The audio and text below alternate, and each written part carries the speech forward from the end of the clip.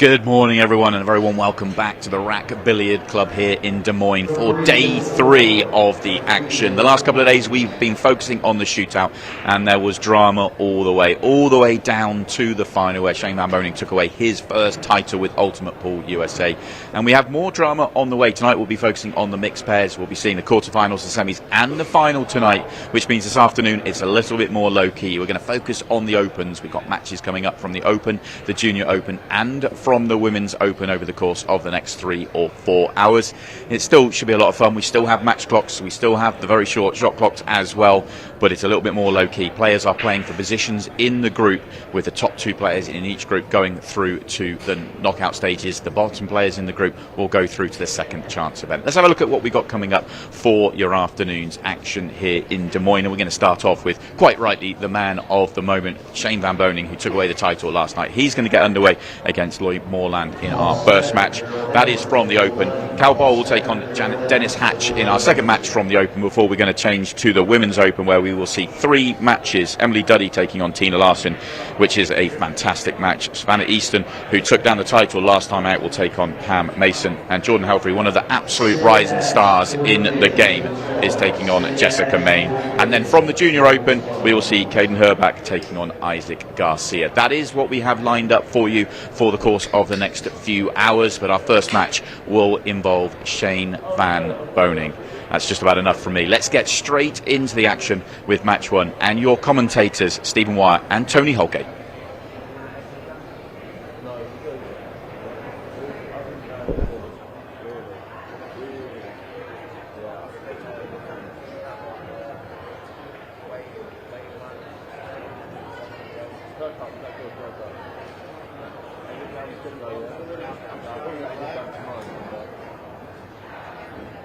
And we are live here in the beautiful Rack Billiards Club for our first day of the Open, the Junior, and the Women's. My name is Stephen Wyatt. I have Mr. Tony Holgate with me. Tony, you excited for, I guess, essentially this is day, I got my days mixed up, day 2? Well, day 3. Day 3, yeah. Oh, man, it's crazy how these days are going by. Day 3, Open, Juniors, and Ladies, and then later on we'll have mixed pairs, but we'll talk about that later. We've got a monster lineup today. 3 amazing Women's Open matches. Tina Larsen and Emily Duddy will be a really good match. We'll get to see Jordan HELFERY, SAVANNAH Easton, and later on we have a juniors match with KADEN HERRBACH. Really cool stuff. Against Isaac Garcia? Yeah, Isaac Garcia. Really cool stuff. But right now, we got a treat for you. It's our Iowa Shootout winner. It's SVB going up against LLOYD Moreland. Now, there's a slight difference in the format. This is a 40-minute match clock, and it's a race to 6. Race to 6. So slightly longer on the match clock, but the form we saw SVB in last night, I don't know if we'll have to worry about it, but he did scratch on this break, so tough opener for SVB. Maybe a little early morning jitters, maybe. I don't know. We'll see what LLOYD Moreland has in store for SVB.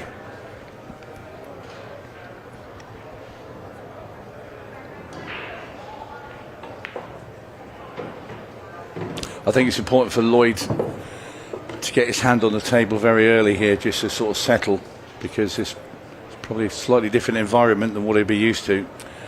Yeah, even if he's been playing on the outside tables for the last 3 days, this table plays a little bit different because it is very slick and very fast. So you might see him overrun a few things here and there.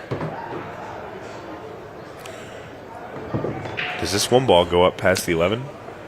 That's just the least of his worries. He's got the 4 ball over there that's slotted behind the 12. The 7's not very easy to get on either. But I think he's tried to play a little bit of a containing safety. I think he was wanting to get that cue ball behind the 11-1. Unfortunately, because it is slick, you're seeing a little bit of squirt off the rail, and the cue ball did not move the way he wanted it to. So SVB will have his first chance at the table. Yeah, he didn't want to knock the 12 that far up the table. He just wanted to push that over the side pocket. It's gone a little bit further than Shane wanted.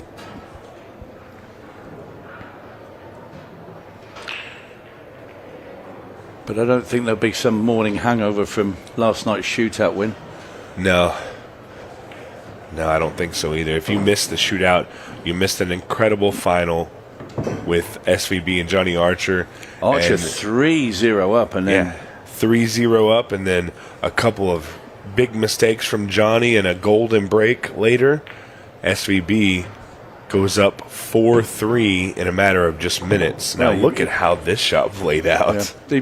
He got 6 in a row, 1-6-3, didn't he? Yeah. And that's a great shot. Pretty incredible. I said, there's no early morning hangover. Shane Van Boening is starting off where he left off last night. Well, and Tony, we were in the building probably around 9:45 or 10, and SVB sitting at the TV table waiting patiently. So the guy puts in all the work. There's no laziness in SVB. He's the first one to the pool room, and oftentimes, if he's practicing, he might be the last to leave.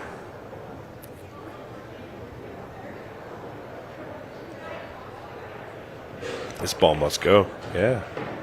Uh-oh. Wow. And you see but the expression on Shane's face there, you can't believe that. Yeah, well, we said there wasn't any early morning hangover, but...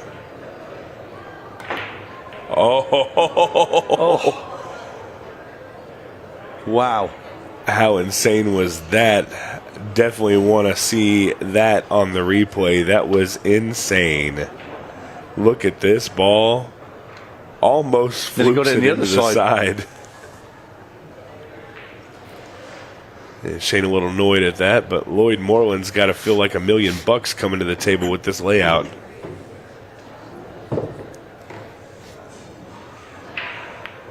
I don't care how the rest of the match goes. If I'm Lloyd and I win this game, I just got a game on the Iowa Shootout champion, and I will never live that one down. Well, he's wasting no time.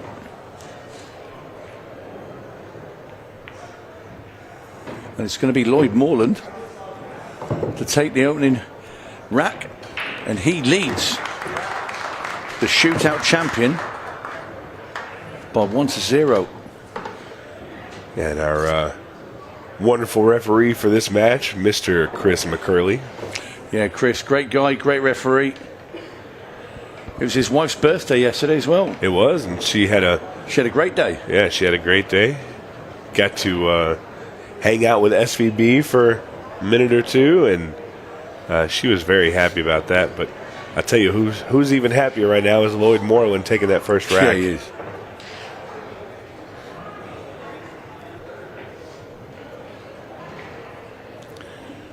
He'll certainly be a lot happier if he can get another 5 of them, but tall order. It is a tall order.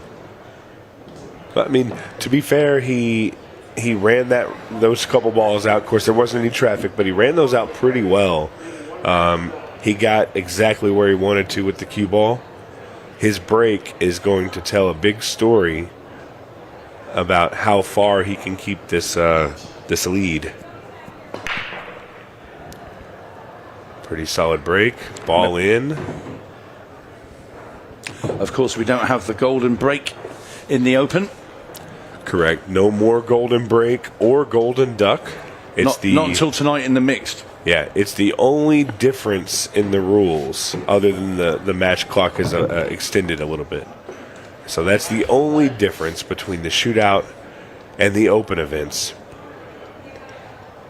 Other than that, the same exact game and format that you saw last night.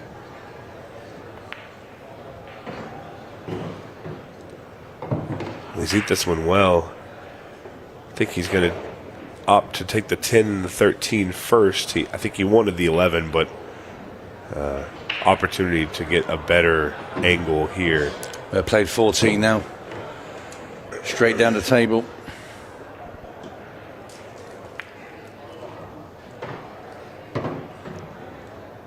And this is pretty good here from Lloyd Moreland.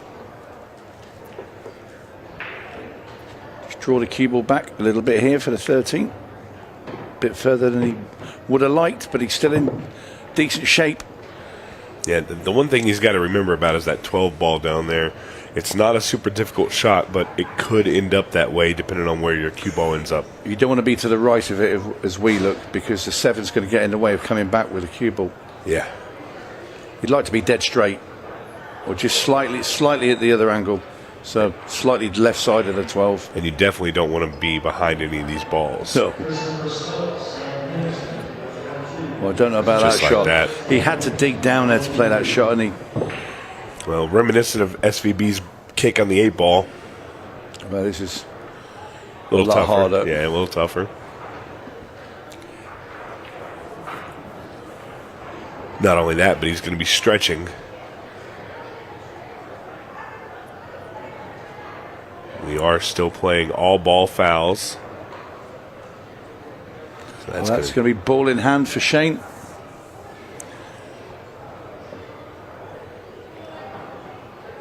I don't think SVB is going to be making any mistakes from here.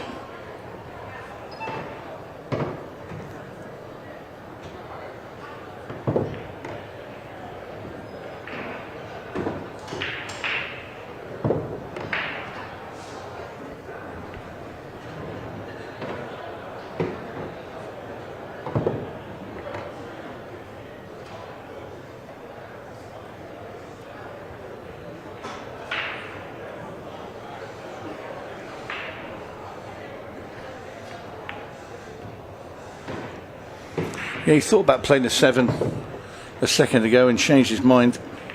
I don't blame him. Well, he was sport for choice. He could have gone any way that he wanted, but it's slight overrun, but this is okay. Yeah, he's just going to draw out of this one. A little back and forth action. Ends up perfect. SVB ties it up 1-1. And I think he has found his comfort spot. Well, it was just a one loose shot that the table sort of probably caught him out when he hooked himself.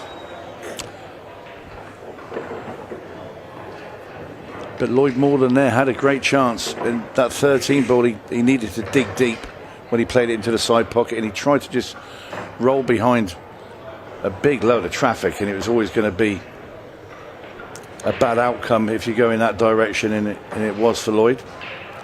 Yeah. So they've hooked themselves one apiece, and the match score is 1-1.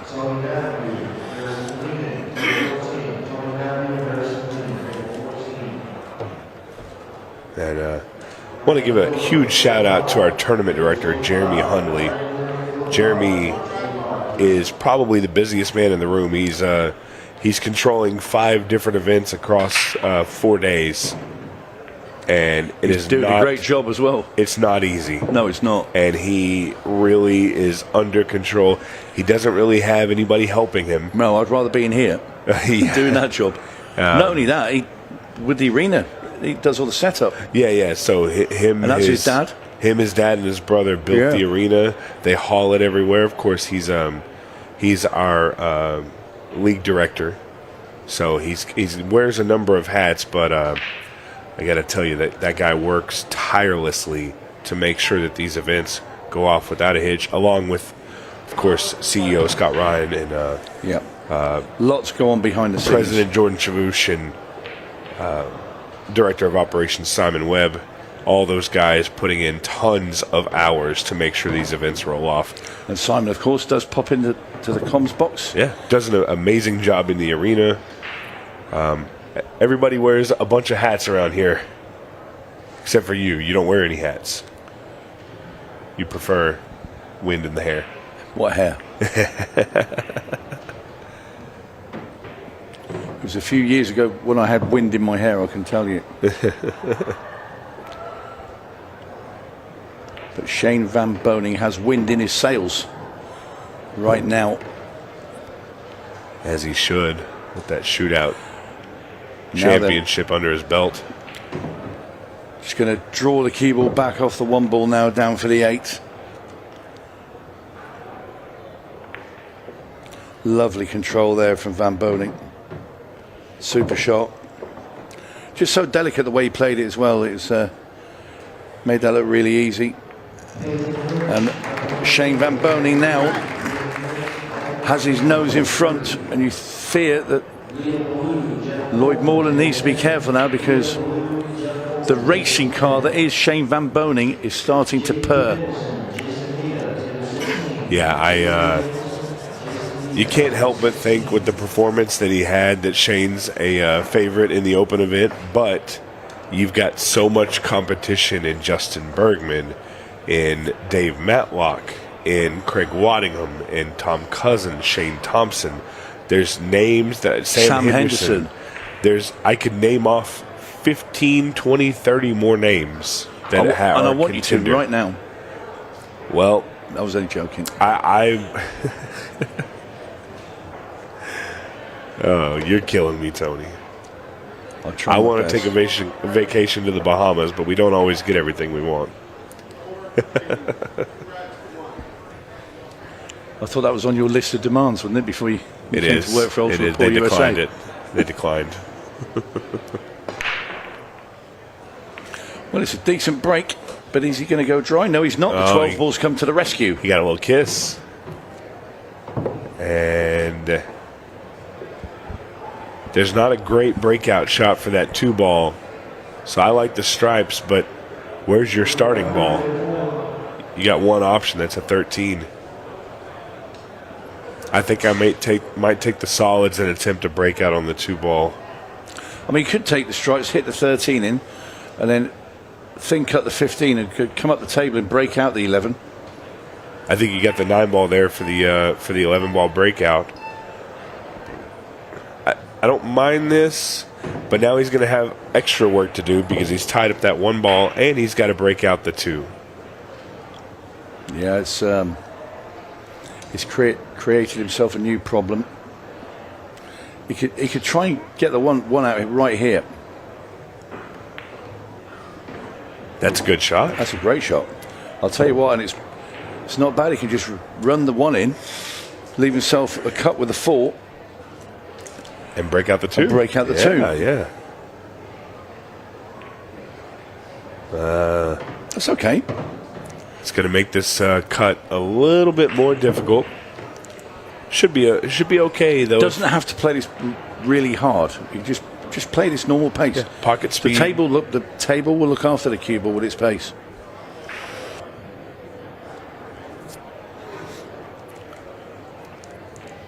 Yeah, but caught that very thick. Let's call it like it is. He played that pretty poor.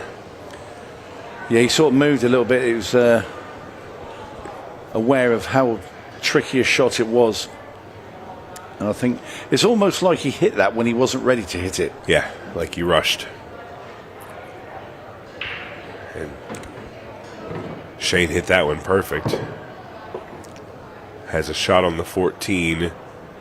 I'm wondering, is he going to draw out and use the 9 for the breakout, or is he going to break it out right here? Doesn't need to break it out. He can just play it straight down into the bottom right. Oh, the 11 ball. Yeah, you're right.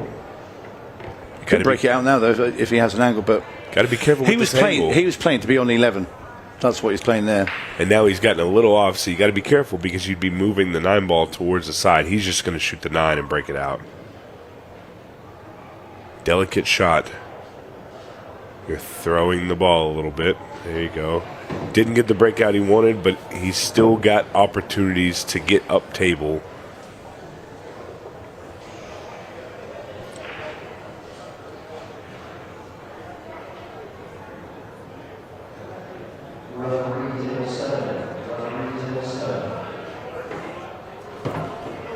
So he's going to do it the hard way and attempt to get shape on his problem as his last ball, but I think he'll be okay. Yeah, he's going to shoot the 11 down the bottom. And his cue ball afterwards should just... He could run into the 8-ball here, and push it out into the open. Or drag to the side rail and bump the 2. It's really his preference. I like that shot. Yeah.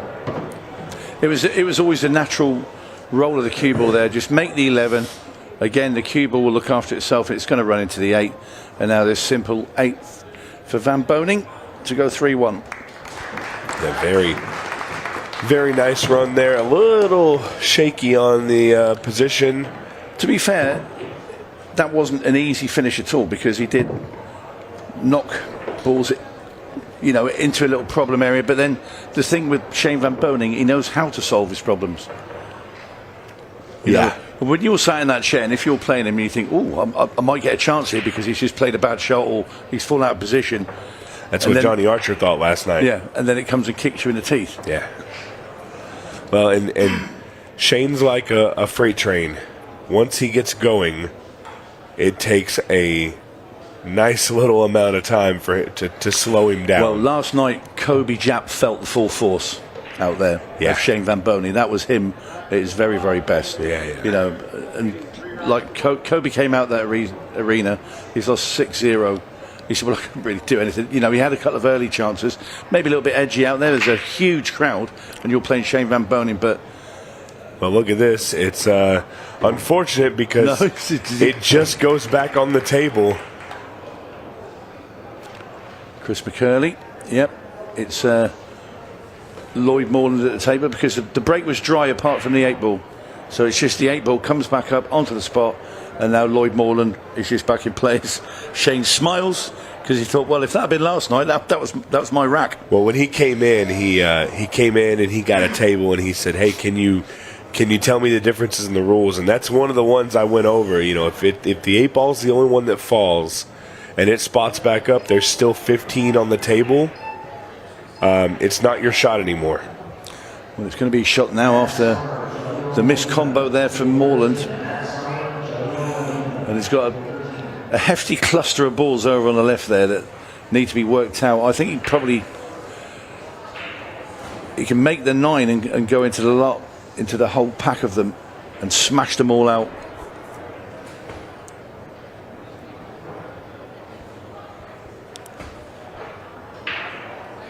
I think that's where I'd be going. As long as you don't scratch anywhere, everything should just come out. That's it. Smash the lot out. Oh, man, look at that. It was always the best play. How good did he hit it, though? Yeah. Everything opened up. The 15 ball, not almost. Only that, he's also made the solids terrible up at the top of the table as well. You couldn't ask for a better spread on that shot.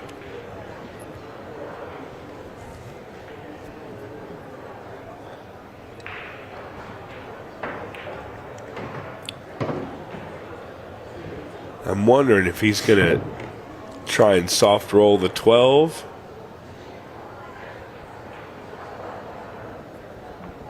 Yeah, I like this. He wants to get rid of that 13 out of the way of the 8. Yeah, I like that. He might have ended up a little awkward. I think he'll just stop this ball and opt for the 11 or the 14. You want to play the 14 before the 11, I think. Although, with the angle he's got, yeah, he can play the 11, 14, I changed my mind from where he is there. No, but because the way he was at the top of the table, I thought he might just pull back a couple of inches, but he's come all the way down the table and he's played it well.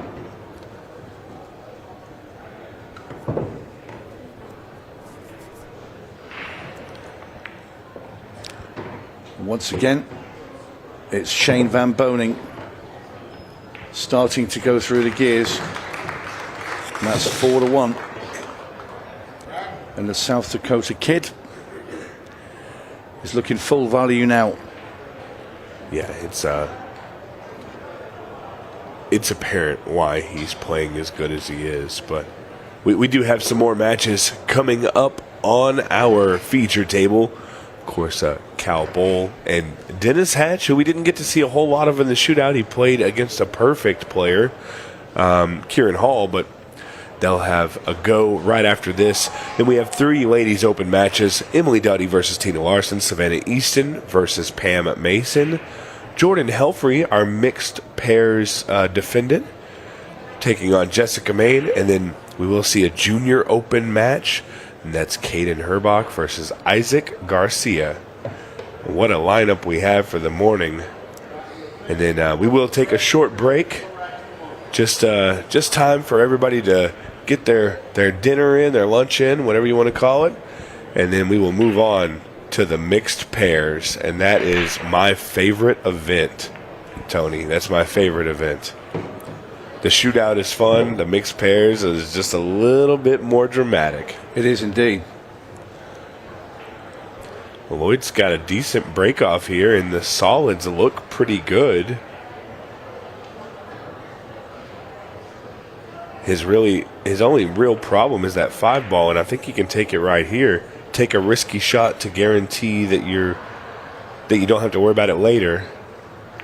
Got to make sure you make it though. Ooh. I think I would have taken that up top. I don't think he's brought the cue back far enough to make the 4, is he? I think the camera might be playing tricks on us. Possibly. Because it does look from our view like it's... That overhead's it does trick you. Yeah. He wasn't off by much, though. I mean, any more. But I really think I would have played that in the corner rather than the side. The side pocket is such a tight shot from that angle. He might be kicking himself on that one, knowing that he had a chance for a very clean run out. When you play at those angles into these side pockets, you've got to aim at the far jaw. But, when you're straight there, and you can power them in. I think so. If you aim right at the centre of the pocket, if you just catch the first jaw, you've had it. It won't go in. And that's what you've got to remember when you play those shots. You almost have to look at it like a backboard in basketball. You have to find the backboard. That's right. And if you don't find the right angle, you're not going to make it. No. And look how quickly this rack has disappeared from Lloyd Moreland after that missed 5. We were talking about that. That was about 40 seconds ago. And Shane Van Boening is on the hill. Yeah, very quick. Do you reckon he's got time to get to 6 with just 22 minutes left? I think Lloyd Moreland has that opportunity, but he's going to have to fade a lot of pressure from the South Dakota kid, SVB. Yeah, we've still got over half the match clock left. And Shane Van Boening on the hill against Lloyd Moreland, who did take the first rack after Shane Van Boening hooked himself on the 8. And if I'm Lloyd Moreland, I'm singing that from the heavens. I don't care if I lost 6-1. It was 1-0 me. Of course, Lloyd would love to say that he came back and won 6-5, but he's got to fade this SVB break. Yeah, if it was the best of 1, Lloyd Moreland won the match. Yeah.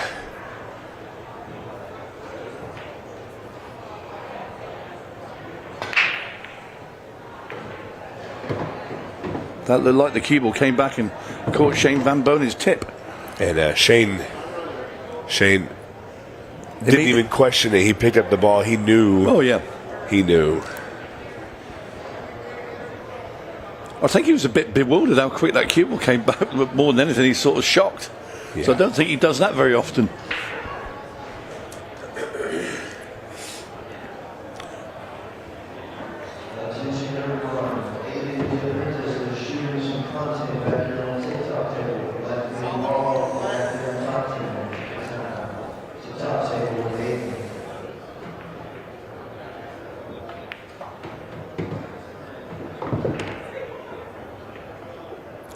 Well, he's going to have to play the combo now, 3-7.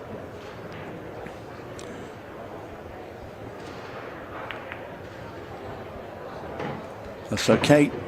Just want to pot the 3, stop the white dead just about, or very gently put this in and play the 5 next. I'm not so sure about this. I don't like it. The 5 had to be the next ball, the 6 last, and the 8 in the side pocket. I don't like this. Getting on the 8 now is awkward, right? Because the cue ball is going to cannon straight into the 12 ball. I wonder if he can play this with a little bit of almost like a draw and try and kill the cue ball like that. Yeah, he's done well with that. But that, I mean, that's it's still a risky, the wrong way. Yeah, it's it's gone a the wrong risky shot because it can go bad so many different ways.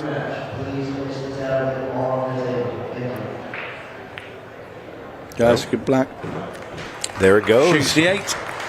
And Lloyd Moreland, not done just yet. But again, he's got a big hill to climb.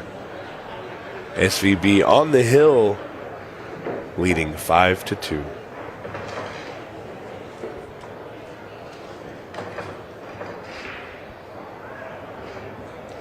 Yeah, he dug himself back out. The slight hole there did Lloyd Moreland. And it will be Lloyd to break. It's a big hole. Big hole. It's about 5.5 feet deep. Yeah. Well, you haven't got to worry about the time because Yeah, got plenty of time. plenty of time. He played 2 matches in that time.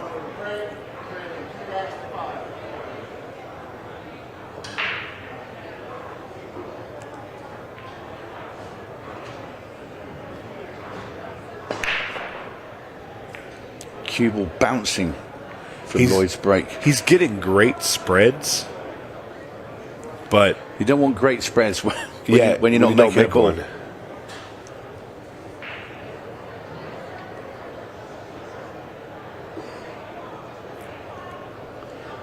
Stripes the order of the day for Shane.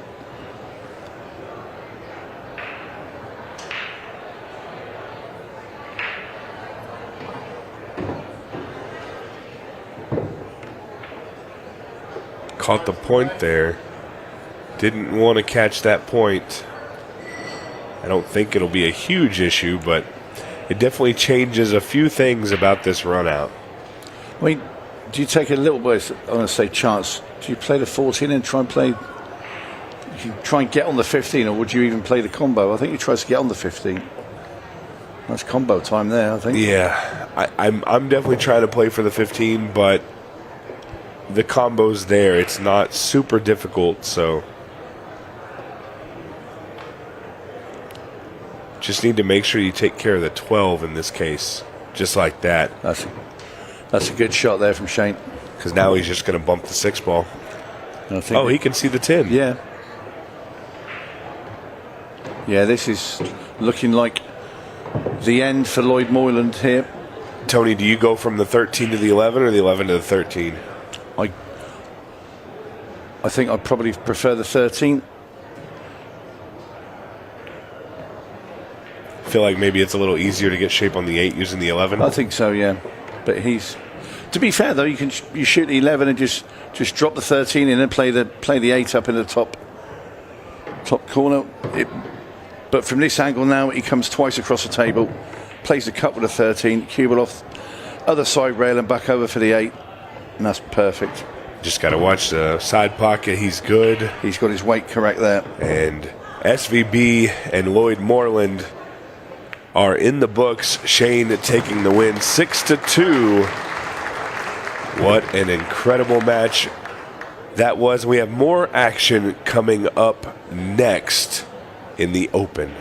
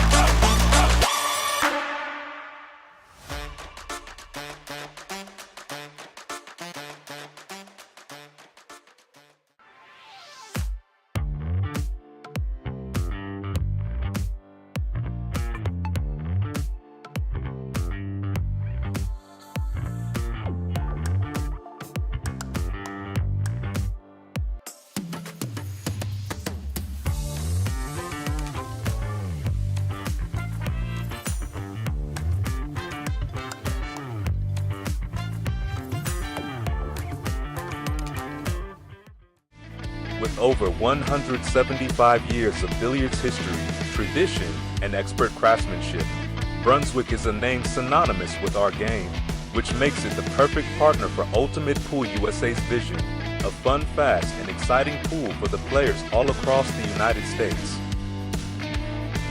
Brunswick, Ultimate Pool USA's official table partner.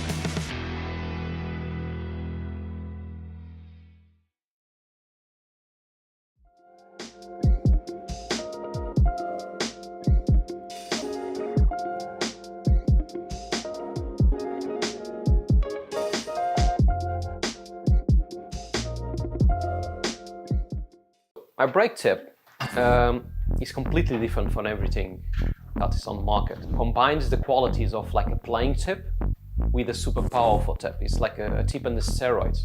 You can open with less power and still have spin and split the pack perfectly, but you can go for the power breaking and you still have control. You just need to know how to do it. A lot of players that they told me that because they use so less power on breaking, they can focus on accuracy, and the rack always splits the way they want. And because they are not using the power, they keep that accuracy and its reliability. I believe that when you're going to buy something, you need to believe on it and buy it perfectly. And on my side, what I believe is, if I'm going to offer you something, it needs to be better than I was expecting before buying itself. The increases, it's fantastic, it's super good. And they are consistent, they still have power or more power than the normal tips, and they last. And that's what I want. It really feeds me on.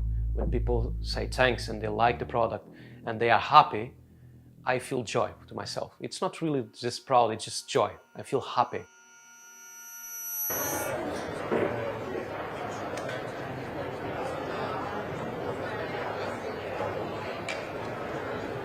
Well, welcome back to Iowa. Dennis Hatch just checking the weight of the table. We've got Cal Boll versus Dennis Hatch. We've just seen Shane Van Boening win by 6 racks to 2 on Tony Holgate. And joining me in the commentary box, we have Chase Stumfall. I'll tell you what, Chase, you're in this open event and you're going good guns at the moment. I am.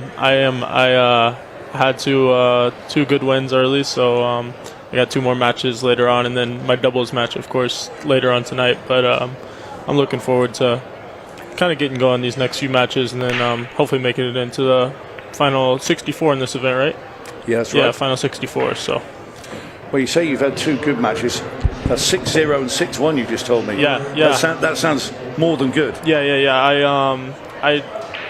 My first match of the event. Well, I played Thursday night in the shootout, and I really struggled with my break. I was actually on comms on your game. Yeah, I really struggled with my break. So yeah, you didn't have much luck. Yeah, so coming into the open event, I went over and I had practiced my break before I played a match, and going into the open event, I've broke the balls pretty well so far. So it's a big plus and always helps out. So anyway, Dennis Hatch at the table.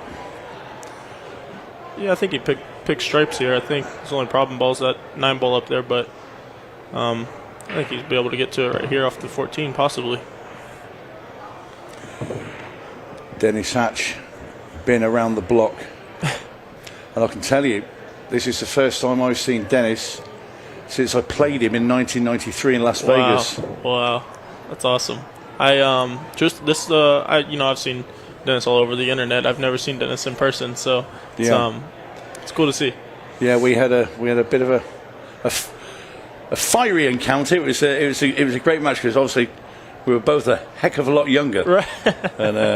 and he's a great character, is Dennis. Yeah. And a tremendous player, obviously. Yeah. Multiple titles, Moscone Cups. Yes. You name it, Dennis has played in it. Yeah. Same as Johnny Archer. Oh yeah. They've been around. They're great to the game. And you think that Cal Boll's going to have his work cut out trying to deal with the hatchet man. Yeah, Cal's actually local to where I'm from in Kansas City. We play together quite a bit. I think he's only been playing possibly 3 years or so, but man, can he come with it? Yeah. I mean, he can really play. That's good. Well, Dennis said wanted anywhere but stuck to the cushion. Yeah. With the cue ball, because he could just do what he wants. Now he's going to have to power this into the side pocket and come back up the table. Yeah, definitely going to have to look. Oh, well. Well, He's going to play a kick shot. Just a little one-railer. yeah, this is tricky. Can be. Especially when that cloth's very slick. Oh, that's good. It's a good shot. Yeah, very good from Dennis Hatch. I mean, I'd have been seriously trying to belt the ball in the side pocket, down the table and Yes. back up. But yeah. Especially in the first rack. Never wanting to kick at the 8 ball, I guess. No. But worked out for him. So. No, and you know yourself, Chase, because you've played out in this arena many, many times, Yeah. and you've played on this Brunswick table. Yeah. And it's a throw off those cushions because it's a brand new table. Yeah. Yeah. The table truthfully plays really well.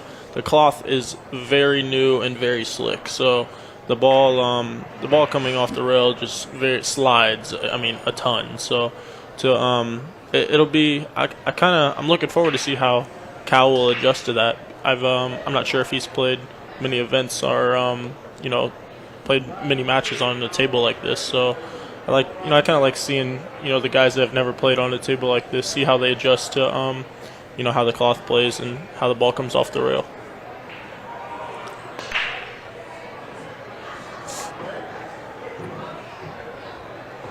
Well, that was a very quick and short visit to the table for Cal. Yeah, I mean, broke him wide open, just lost control of the cue ball there. Dennis came out of his seat almost as if to say, "Why'd you do that so quick? I want to have a rest for a minute." Right.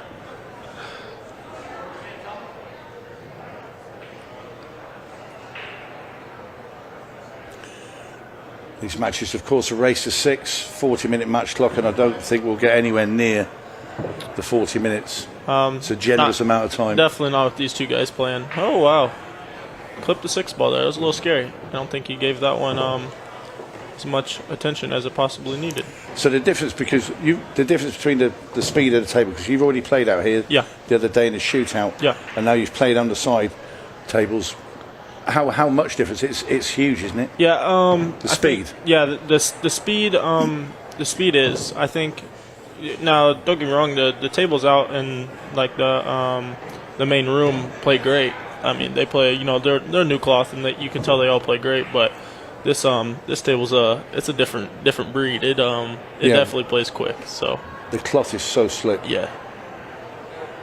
Yeah, I played some pool last night. Actually, first time for a while. Yeah. Played with a few of the staff here from the rack and had some fun. Yeah. Well, it's 2-0, Dennis Hatch. And it will be Dennis to break off again in the third rack as well. Yeah, he made that look pretty tic-tac-toe right there. Yeah, and Cal will be disappointed. He wants to get his hand on the table and shoot some balls and not just sit there for a bit of decoration. Yeah, I think I kind of sat back and watched the last match with Shane and Lloyd, and Lloyd kind of knew once he missed in that final rack that he kind of sat there, and you could see his posture kind of fall off a little bit. It's also good to know as well when you play in here and you're playing live on TV. That can affect you. We've had a really good crowd in here this weekend. I mean, this venue's amazing for a start. I've been around the country and played, and I think this has to be one of a top 5, top 10 pool hall in the country. I mean, it is amazing. I've never seen anything like it, truthfully. No, I've said this, and I'm only just a little bit older than you, Chase, but I've played around the world, and I'll tell you, this is right up there at the very, very pinnacle. Of pool halls. Yeah. If anyone's nearby, you need to come down here. The Rack Billiard Club, Des Moines, Iowa. It is awesome. So Dennis Hatch at the table,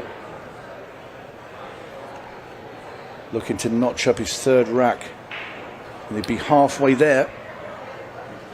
Should he get this? Man, I think. You want to shoot stripes, but the 9 ball is really in a tough spot. But you go with solids, and the 2-3 is a little weird. So I think no matter what he chooses, he's going to have a little bit of work to do. I think he's eyeing up that 2 ball to see if it would go off the 13. Yeah. But I'm not sure if it goes off the 13 and it slides off the 15 and it goes wide. I think, yeah, I think it might bump into the 15 or catch the point there.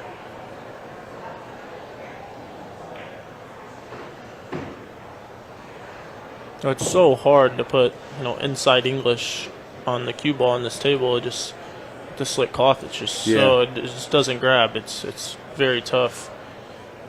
When he got to that angle right there, I was very surprised he didn't kind of draw back into the rail and maybe try to bump into the 2 ball to get a little better shape on it, but he felt comfortable shooting that. Oh, hello.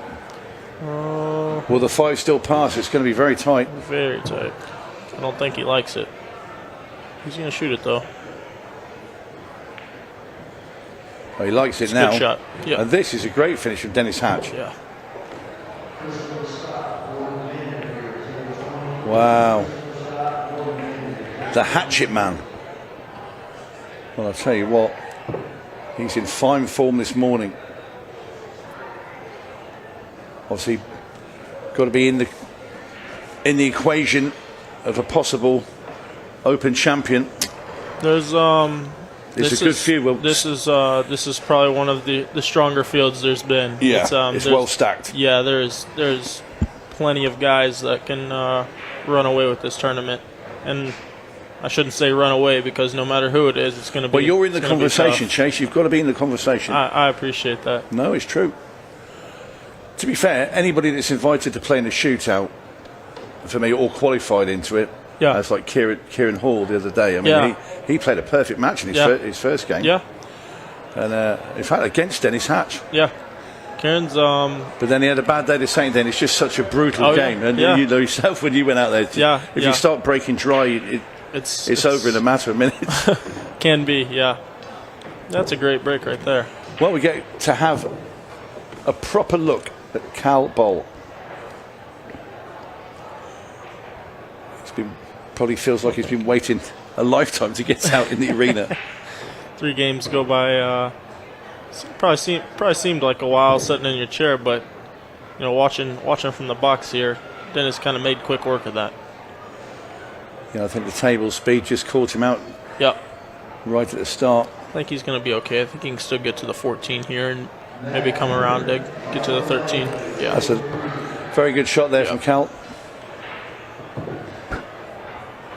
Don't quote me on this, but I think Cal's only been playing pool maybe going on 3 or 4 years now. Really? And he's he can really play. He's a natural. He is a natural, and he puts in the time. He really does. He plays a ton of pool.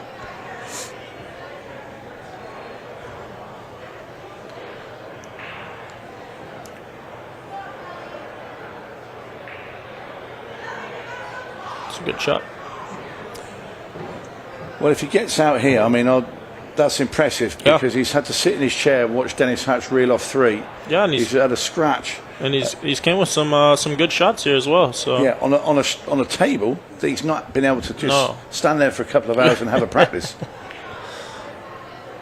Well, he's left it a little tough. I think Dennis might have to play a combo right out the gate here. Or does he try and get behind the 1? I think he shoots the 1 maybe into the 7. Yeah.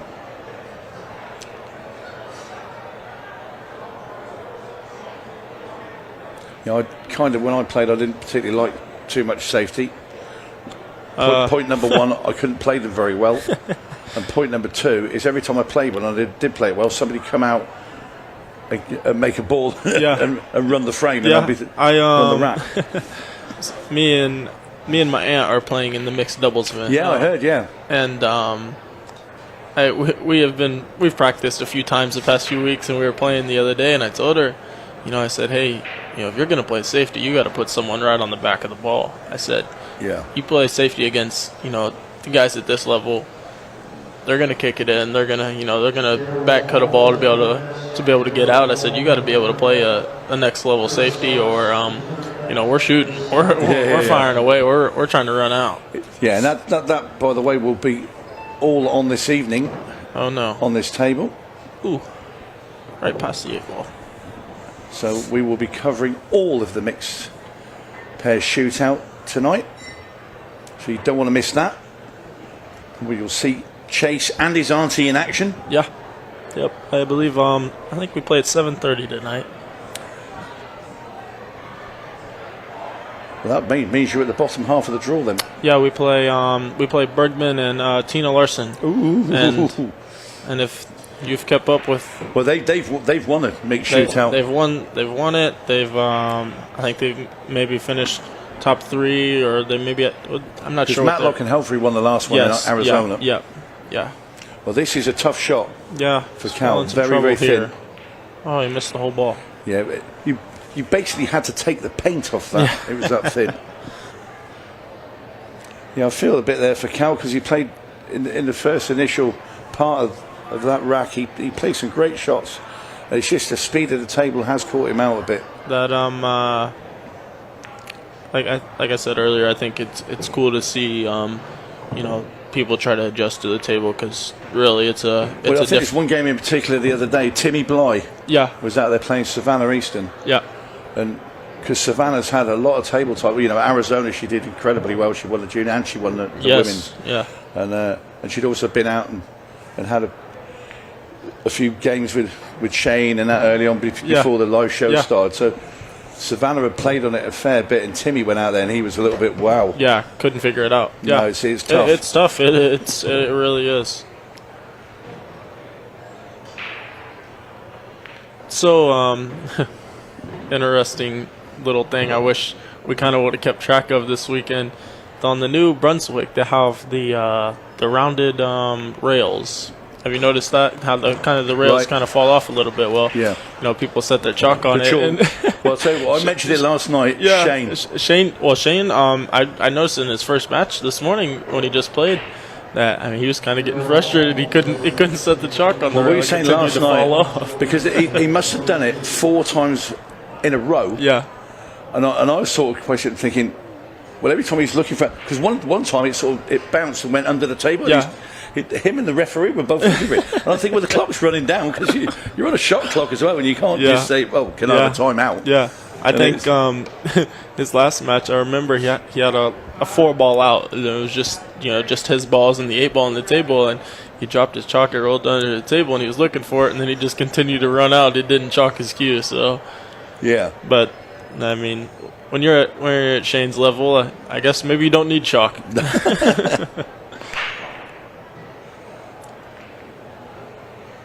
Great break. I think he's dry though. He is. A little shrug of the shoulders. He makes his way back to his corner, and Cal. Another chance here. Yeah, and he now needs to start, to take them. But then again, he's only had one, which was the rack before. Yeah. So it's a very, very big mountain for Cal to climb. I think maybe the rack before was a little more clear cut than this one. This one's definitely he's definitely got a tough shot right here to get going. But yeah, and also the other thing about playing in this arena, as opposed to the outside one, you're not on a match clock and you're not on a shot clock. Yeah. I think some people maybe take advantage of that too in the main room. There's no shot clock, no match clock. And I think they can really take their time and relax themselves, and certain or use it as a bit of a weapon. Yeah. Because people, if some players are saying if they're playing somebody that they know that's notoriously quick, right? Think I'm going to slow you right down and just leave you staring at the table. And I think, truthfully, I think that's a big reason why I love this format so much. There's no hiding place. Yeah. You gotta play, gotta go. And the interesting bit is, and Cal probably won't have played it, I don't think, is if you do get into the latter part of the match when it drops down to 15 seconds. Yeah. And that's chaos. Yeah. I played first event I played Tyler Steyer, and we're and he's a great player, by the way. Yeah. Tyler's Moscone Cup guy, been around for a few years now, and he's putting it to guys on the tour.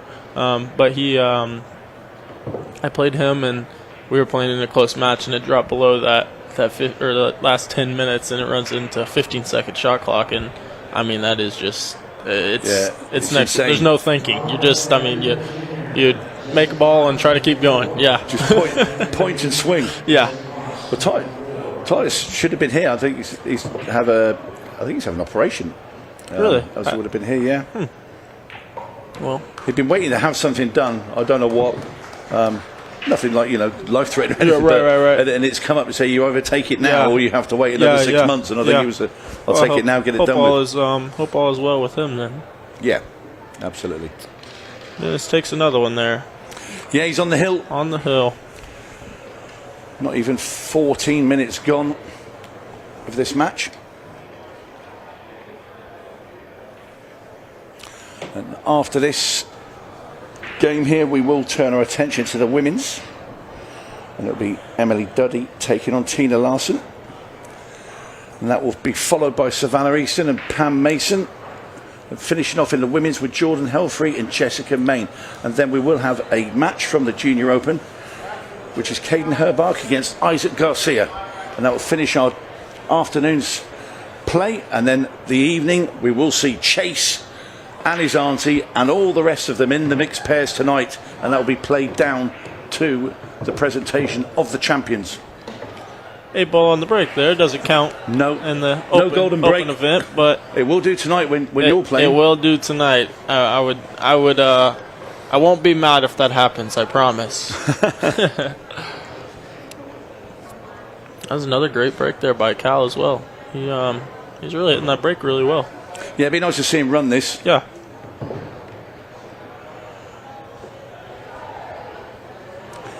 These things are all valuable experience. Yeah. Your first time out there. The next time you come out, you think, well, I'm a little bit more prepared now. I know what to expect. Yeah.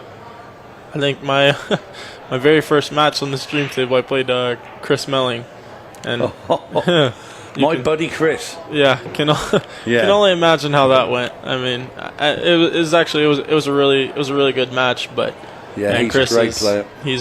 He's been around this for a while, so yeah, he has, because I was still playing as a professional when he came through the juniors and then into the seniors. Yeah, I had the pleasure of playing him for a few years before I retired. Yeah, and I had some great games with him. Yeah, but you can see very early on when he came through at 18, 19 years old. Yeah. Chris is awesome. I was hoping to see him here at this event again. Hopefully, maybe the next event. Yeah. Love to see him. He was in China the other weekend. I think he's over in Ireland at the moment. Yeah. But he'll be back. There's no question. He's always fun to be around. So. Yeah. He's some shot maker. Yeah. Some shot maker. The guy. He might be the best shot maker in the world. I mean, probably. It's ridiculous some of the things he can do. Yeah, there's a couple on YouTube if you haven't seen. Well, I think we're the notorious finish against Mika Iman. His four railer and his masse shots. That's it. Yeah, it's ridiculous. That is obscene. But anyway, Dennis Hatch now 3 solids to knock in the 8. I think Dennis is going to take him a 6-0 win here. Yeah, he's been very good today, Dennis. Yeah. This is the Dennis of old. Feel a bit for Cal. Cal's not had the best. He had a scratch from his break early doors, and Dennis had run the other 2 racks either side of it. So it was been very tough for Cal, but he will come back, and we'll see him another day. But down goes the 8, and Dennis Hatch completes victory against Cal BOLL by 6 frames to 0. When we come back, we will be concentrating on the women's IR Open. See you very soon.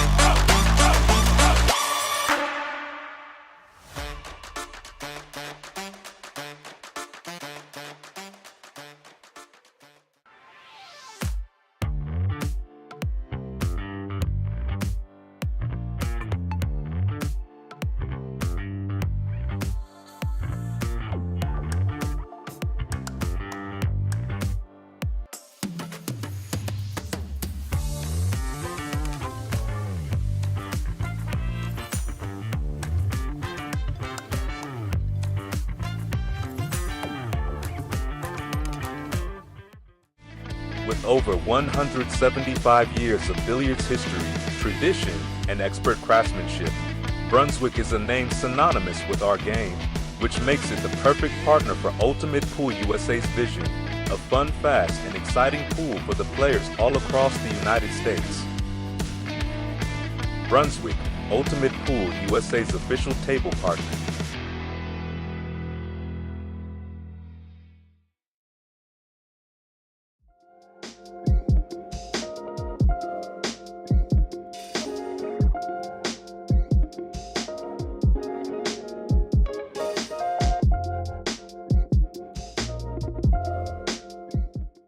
My break tip is completely different from everything that is on the market. Combines the qualities of like a playing tip with a super powerful tip. It's like a tip on the steroids. You can open with less power and still have spin and split the pack perfectly, but you can go for the power breaking and you still have control.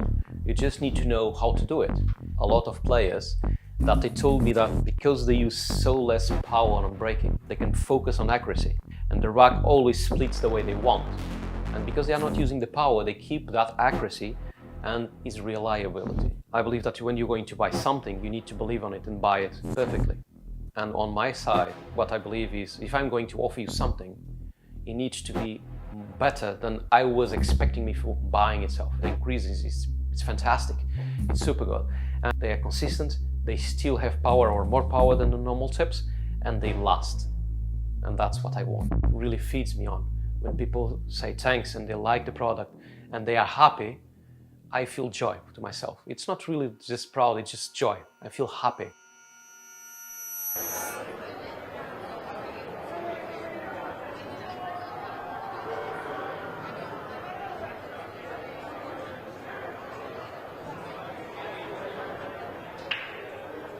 All right, guys, and we will have a match here in just a moment, but just to go down the order of play, there you see Shane Van Boening. He was victorious over Lloyd Moreland.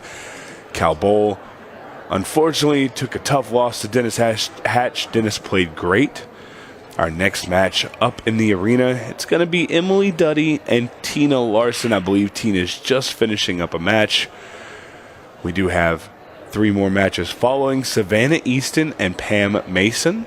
Jordan Helfery, our mixed pairs, one of our mixed pairs winners, along with Dave Matlock, versus Jessica Main. And our final match of the session will be KADEN HERRBACH and ISSAC GARCIA. There you see Miss Emily Duddy in the arena getting ready to do battle. My name is Stephen White, and I have a very special guest, Miss Nicole. Nicole, how do you say your last name? Oborowski. Oborowski. Okay, I didn't want to butcher it. So Nicole Oborowski, and you played at the Arizona event, right? I did. And it seems like you fell in love because you traveled all the way from Arizona to Iowa to play in this one. I very much have fallen in love. The last couple of years, I've really gotten more into competing, and now I, have enjoyed being able to expand. My experience on, playing with such high-level players like the ones that we're going to be able to watch today. Yeah, that's awesome. And obviously you were new to the format in Arizona, and now you're an event and a half in. What do you think of the format? It's amazing. Just like watching Joe and Jovan play yesterday, it's just the excitement level with the time clock and the format. It's simply amazing. Being able to have that kind of a pressure just changes the game. I've been a proponent for this is the most high octane 8-ball you can possibly get. There's nothing else that is more exciting. I couldn't agree more. Just with the changes of some of the rules, changing the way that your defense is played and, having a more offensive mindset on this type of 8-ball game, it really makes it exciting, not just for the spectators, but also the players. It drives your adrenaline up, and it forces you to really hone in on your key balls and your key shots and making sure that you're playing well and playing at the top of your ability. Yeah, it's a very interesting format. And a lot of people, the first time they play it or the first time they hear about it, they go and they read the rules on the international 8-ball rule set, and they're like, oh, it's too much. But when you really break it down and you get onto a table and you play the rules, it's not a whole lot different from just regular 8-ball. There's a few rules here and there that are different, but all of our rules have reasoning, and the reason is to keep the game moving forward, because 8-ball, it can be a very It can be a very slow game. A lot of times 8-ball is chess, whereas a rotation game might be checkers. So it's definitely a difference in the rule set, but it's not a huge one, especially once you play it. So I agree with that. It's nice. When I first read the rules and I was like, oh, any ball counts, like we're going back to slop, like what? Because you're so used to calling ball pocket. But when you look at it and you watch these players play, it's a rarity when you're really seeing that kind of come into the game. And, so while it does come into play occasionally, it for the most part, people are still, ball pocket. And it's just... Yeah. It does, and it does, because, you know that your match is going to be done in under an hour. You're not going to get into a 3-hour defensive battle. And the funny thing is I know they're different games, but we talk about slop. the big thing to remember is rotation is slop also. Now, the difference is in 9-ball, when you think slop, you think somebody, oh, they tried to make a ball here and they made it somewhere else. Oh, that's just 9-ball, you know, whatever. The type of slop we see in these 8-ball games, it's the same that we see in rotation. Correct. It's no different. Correct. Maybe the one biggest thing is the 8-ball, but again, it's the same thing. If you slop the 9-ball in, you win. If you slop the 8-ball in, you win. I hate the word slop, but that's what most people call it. So, you know, I prefer fluke, but flukes happen. They happen in every game of pool. It doesn't matter what you're playing. There's always a fluke of some sort.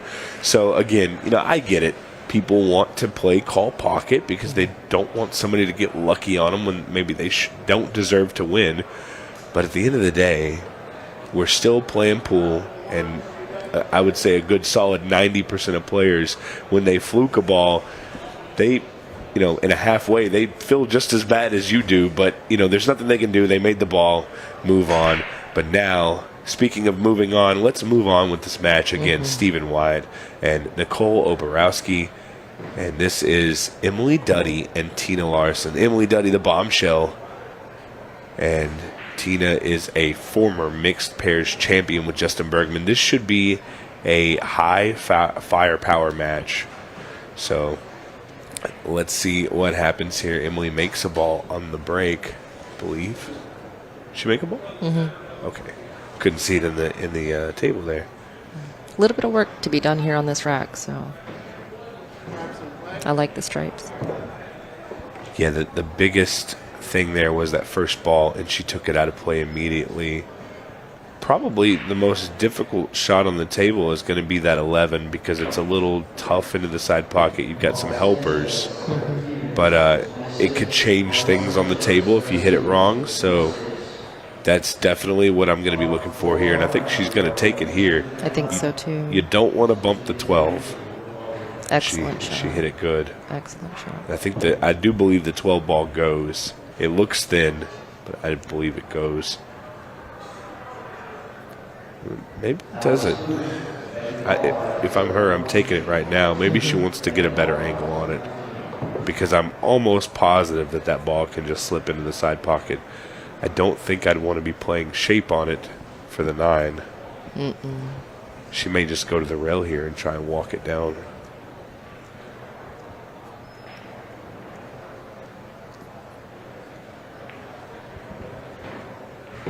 Oh, and she's hit it perfect. Yeah, she did. Well done. That's the only spot on the table where she's got a feasibly easy shot, and she's nailed it. Needs a little bump. This is a quality run here from Emily.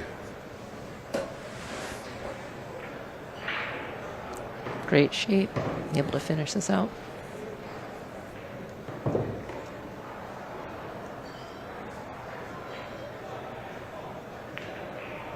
Well done. And we're off to a quick start here. Emily Duddy taking the first rack. The women's open events are slightly different. We still have a 40-minute match clock here on the TV table, but the races are shortened up 1 rack, so it's a race to 5.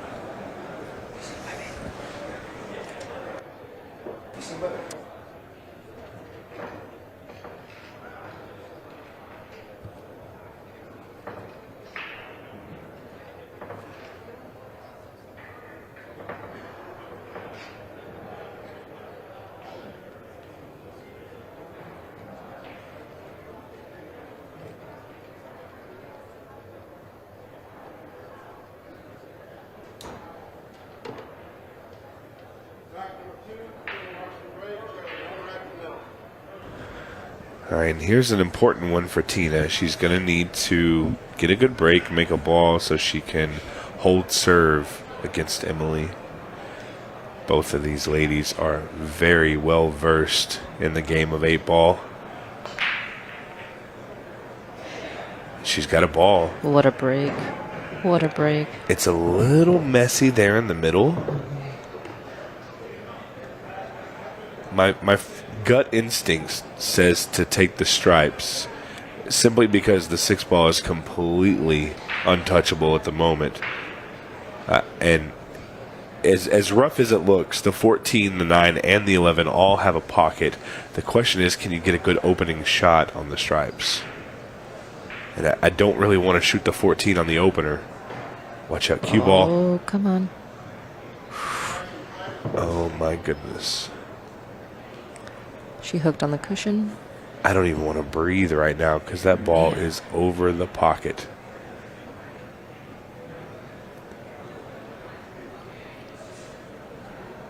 And you're right. I think, well, maybe she's not hooked on that side. She definitely can't see the 15.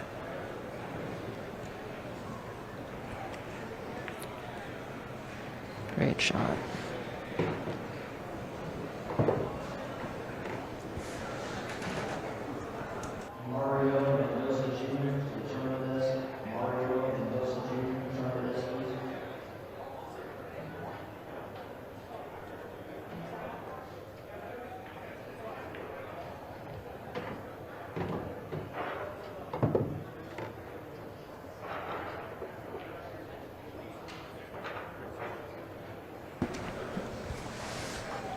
What do you like here for the 9 ball? Do you try and play it to the side pocket?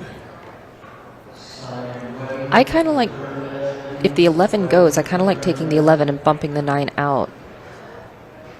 Yeah, But it looks like she might be able to draw the 9 to the side and be able to take the 11 to get better position on the 15 here. Oh, you know what? I think you're right. I think you're right on that. There's a lot of options in this particular position. The big thing is you just need to control the cue ball, right? Right. And she does an excellent job of that. I had the pleasure of playing her in Arizona, and she's a great shot. She's got great cue ball. Oh, that's going to be a time foul. I think she was in between the 2 shots and just couldn't make her mind up between.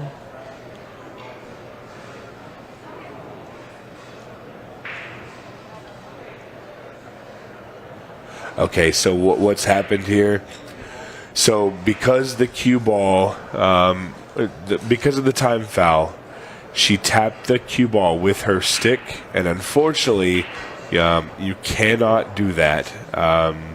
That is a loss of rack foul. So this is the same idea of you make the 8 ball and the cue ball is still moving, and you throw balls on the table and one of them hits the cue ball.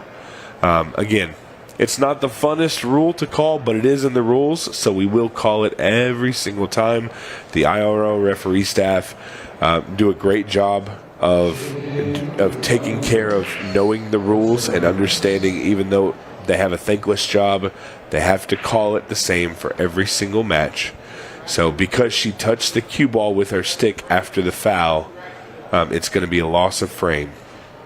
So Emily Duddy here breaking off, leading 2-0. Unfortunate situation, but for Tina, she's just got to have a memory of a goldfish, get rid of it, don't think about it, and come out firing when you have an opportunity. And she might get one in this rack because it's a little messy. Absolutely.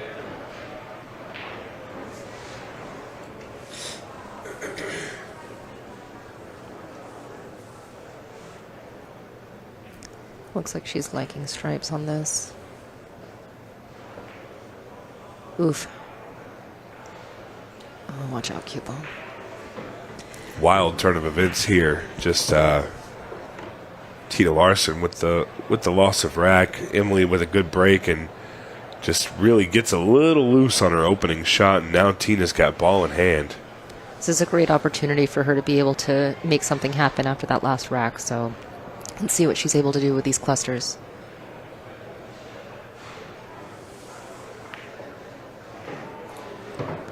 Nice shot. Out in the open.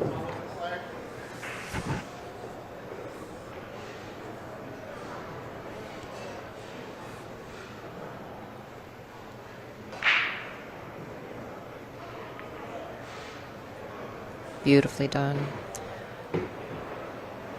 She's got the right angle, a couple different options here. Be able to pull back here. Nice cue ball. I'll say after that tough tough call in the last rack. She looks like she's come back to the table a little bit more poised. It can be hard to get rid of those things in your mind. It looks like she's doing a pretty good job of it, so hats off to Tina. She's well seasoned, so she knows that she just has to get through, one ball at a time, so she's no stranger to that.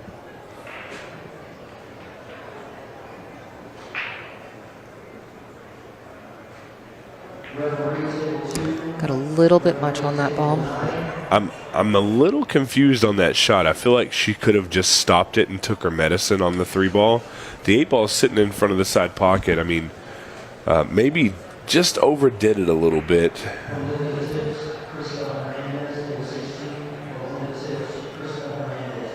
Good hit. Cue ball. Watch out, cue ball. Oh, another unfortunate scratch in this rack. Yeah, this has been a whirlwind of events here.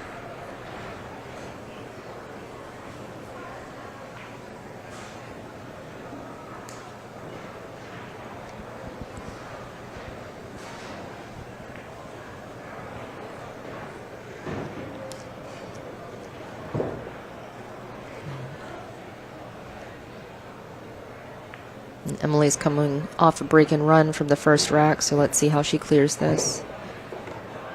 She's got a good layout.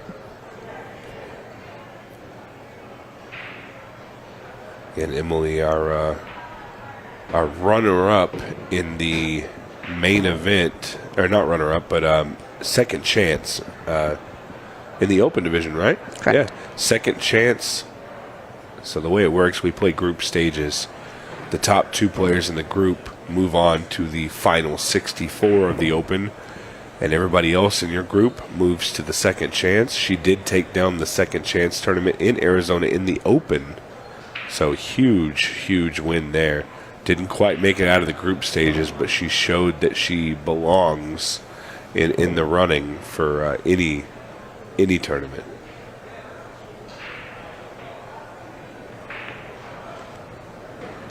She got a little funny on this. Yeah, it's definitely not the angle she wants, but this should be a shot that any of us who misshape just a little bit should be familiar with. Just off angle on the cut. The cue ball's safe. Beautiful out. Well done. Yeah, she's up 3-0 in this race to 5. Again, unfortunates for Tina with a couple of tough outings at the table, but there's still plenty of time for her to get back in this and make some good things happen. There you see her. She does look like she's a forget person. She's going to forget about what happened in the last rack and just move on. And we've seen a lot of players here on the stream table be able to come back from a deficit and really make it a game. So, with this format, it keeps it exciting, and anything can happen in this 8-ball format. So. Well, yeah, I mean, Johnny Archer up 3-0 against SVB in the finals last night of the shootout. Mm-hmm. And what happened? Shane wins 6 in a row to snap it off. It was incredible to watch. I urge you, if you did not see it, when this event is all over and done, go back and watch it. If you did see it, go back and watch it again, because it really was an incredible match. Break. Yeah, 8-ball moving. The only difference between the shootout that you saw last night and the Open Women's and Juniors events is we do have an extended match clock up to 40 minutes, and also there is no golden break or golden duck in the Open Women's or Juniors. So you cannot win or lose on the break, which is a good thing. The shootout format it's 100% for the spectators. It's for the people sitting around the arena and you guys that are watching at home. But we can't do that. We can't make every event a spectator event because then the players won't show up. So a little bit just slightly different rules for the other events. The mixed pairs, we will go back to shootout rules. You guys are smart. I know you can follow along with that. And, it's funny, Nicole. We have what I like to call the Ultimate Pool USA train. When we started in Louisiana a year ago, almost to the date, we moved to Kansas City, and we had players from Louisiana show up. And then when we did Colorado following that, we had players from Kansas City come to Colorado. And then so on and so forth. And now you're part of this. You played in Arizona, and now you're here in Iowa. The players keep coming. You know better than anybody that these events are starting to fill up very, very fast. I think you actually got the last spot Yes. in the ladies' event. I was very fortunate for that. So it's just, if you want to play, and if you didn't hear, they did announce last night we'll be going to Boston, Massachusetts for the Boston Open. If you are a player and you want to play in the Boston Open in any of the events, the juniors, the women's, the Open, it doesn't matter. You need to get your entries in as soon as possible, because I'm going to give you a little secret. It will fill up. 100% it will fill up. Iowa sold out in 3 or 4 days. We extended it, and it filled up again. Meanwhile, Tina Larsen finally getting on the board, getting out of that little bit of a slump that she was in.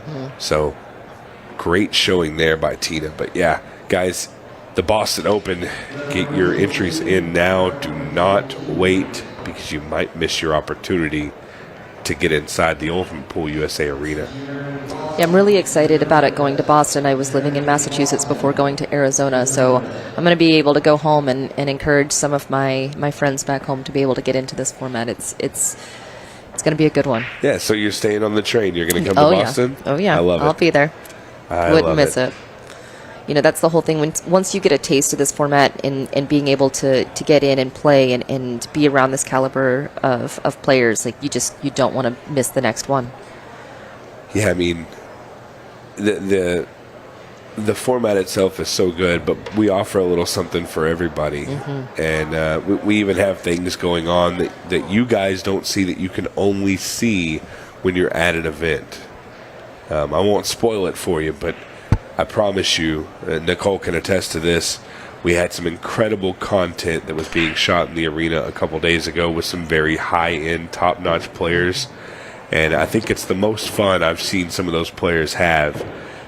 All that will end up on our social media channels, but again, you definitely want to see it in person. It's definitely something that you want to see live. It really is incredible. You know, it's an exciting environment. It's really catering to, you know, making it an event and not just a tournament. You know, it's exciting. I can't love the fact that the way you said that enough. It's not just a tournament, it is an event. And I love that you said that. I'm going to use it from this point forward. You're coining my phrases now. Yeah, absolutely. Meanwhile, Emily's got a really tough. It's going to be the shot right here. Yeah, she needs to be able to get to the 6 ball. And honestly, A little too much on that. Through the backswing. So the one good thing that happened here is that I think she's left Tina a dead safety. Shoot the 10 ball up table, stop the cue ball in its tracks, keep it close to the 8 ball, and Emily won't have a sight on the 6, 7, or the 2. I agree. That's definitely the shot. She can control that cue, get a good hit. I think that's what she's doing here. Oh. She didn't want to make the 14, but it is still her shot at the table. And this is where the fluke comes in. You know, it can affect your safety game. It changes things a little bit, you know, just like in rotation for 9 ball. You know, you pot that ball when you get a lock-up safe. That's not where you want to be. Yeah. Luckily for her, again, like we say, flukes do happen a little bit, but it's not the end of the world for her. And as a player, you have to know that there's going to be some of this every once in a while. Keeps it exciting. Yeah. I'm here for it. This is interesting. What ball do you like to take here? Are you going to shoot the 11 straight down? I like the 11. Okay. Leave yourself a little bit of an angle for the 9 to be able to come around for the rest of the cluster. I actually think I'm shooting the 11 and then maybe trying to stop the 9 to shoot the 15 in the side. But it looks like maybe she didn't have the angle for that. So she may try to come around and maybe take the 10 in the side. I don't know. We'll see. Looks like she's queuing low. Come around it. Yep. Okay, I like that. Oh. A little funny. Yeah, I think she'll be okay. I think you take the 10 here and you just soft roll at pocket speed. Yep. Use that to take the 12. I think so too. That's a long reach over a ball as well. For the 15, yeah. Well, she looks like she's queuing up on this. I'm not sure what she's doing here, but I'm not sure I love it. Okay, that worked out. That'll work out wonderfully. And it plays better to the 15. So, again, I don't mind that at all. She played it very well. You won't hear us talk about the match clock too often, but almost 16 minutes gone in this 40-minute match. So still plenty of time on the clock, and that's why you won't hear us talk about it a whole lot for the main events. It looks like Tina Larsen is going to be one rack closer to tying this up.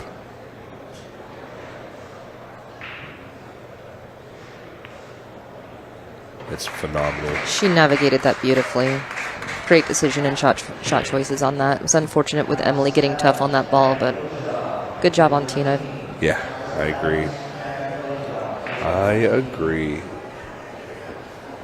Really awesome seeing the big crowd here. And I know obviously we had a big crowd in Arizona, but it seems like the crowd here has been just deafening at times, overwhelming. So many people stacked up watching the finals last night, watching the Joe Prince versus Joven match, watching Johnny Archer turn the clock back a little bit. So many great moments in the arena last night. Yeah, the energy is buzzing out there. You know, people are excited. It's a fun environment. You know, and shout out to the venue as well. You know, everything's set up beautifully. There's a lot of people here, but there's still plenty of room around the tables. As a player, you're really not struggling to be able to have enough room and be able to breathe. You know, so really, really, really set up very well. Yeah, I'll be the first one to say that Pat here at the Rack, as well as all of his staff, have been incredible to us. I mean, really given us the opportunity to bring an event here. And they've rolled out the red carpet. They've treated us so well. Everybody in the building has good things to say about the Rack Billiard Club. So if you've never been here, I encourage you to make the trip, check the venue out, enjoy their wonderful food. It really is a great venue. I can't wait to come back. What a bank. I'm already a little upset that I'll be leaving in a few days because the place is just great. But you are correct. That was a really good bank. Really good bank. I think she came up a little 50-yard line. 2 less rotations. She's got a good shot on the 4 with the breakout. 1 more rotation. She's got a shot on the 2 ball. A little bit of no man's land here.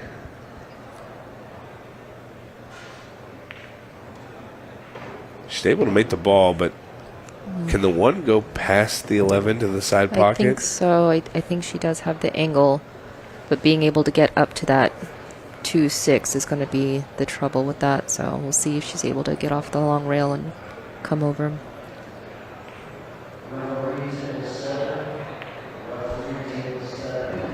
Well, she did attempt it, but she's not going to get there. Now, there's an interesting shot here, and it's risky. Oh, she can see the 2 ball.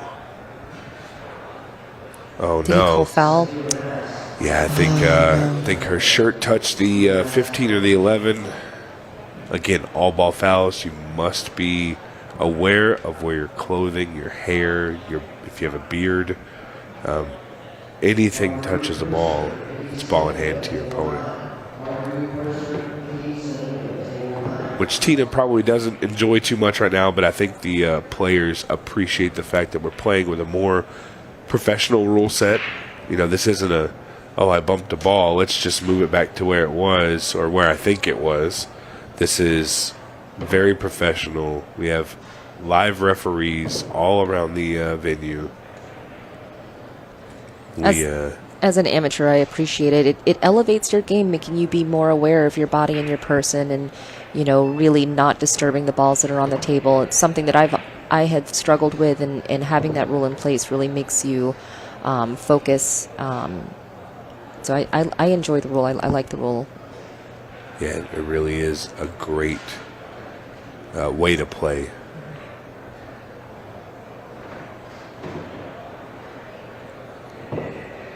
Emily here getting a little fortunate that Tina wasn't able to see the ball and ended up fouling, trying to reach over, because I think Tina was well on her way to winning that rack and tying the ball game up. It's a big swing here. Emily's going to step back. Collar extension isn't feeling perfect on this ball, so she just wants a second look.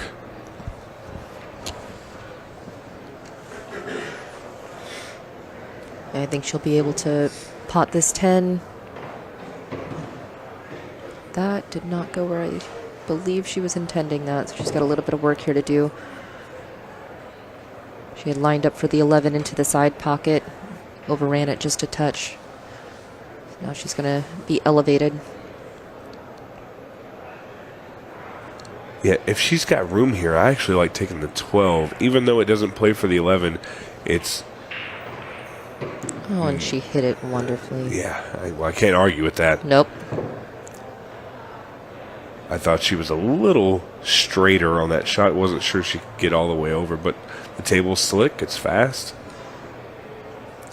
Yeah, the table's playing very, very, very quick, and it is nice and cool in here. They're keeping it cool, so we're definitely seeing a lot more quick playability on this cloth.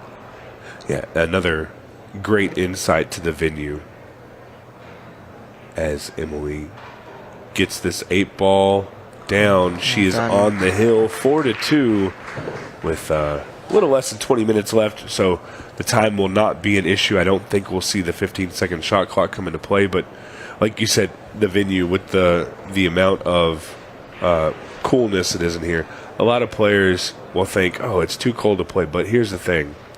As a pool player, Pat knows that when you get on the table and you're moving around, you warm up very quickly as a pool player.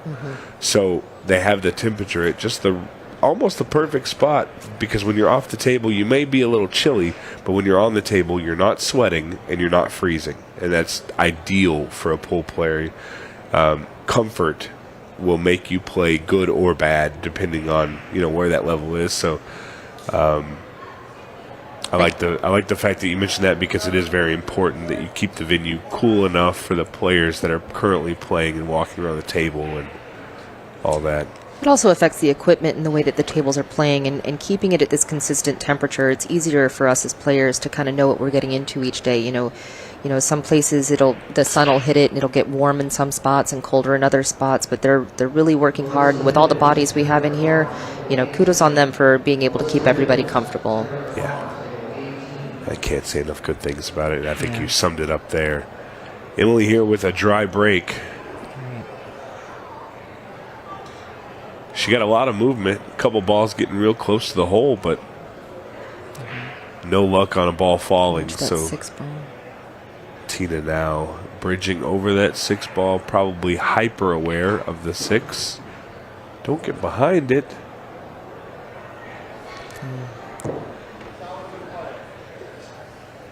Now, if the 5 passes the 10, which I don't think it does, I would definitely be shooting that ball. But the 1's just a little off angle. You cannot take this shot for granted. No, but if she hits it good, she's going to have a good shot here on the 6 if she comes up. I think she was trying to play for something for the 7 and the 5, and I don't know if I'm in love with that idea. I think she could have rolled forward and taken the 6 ball and had a little bit more of an option down table. I think she might be regretting that now a little.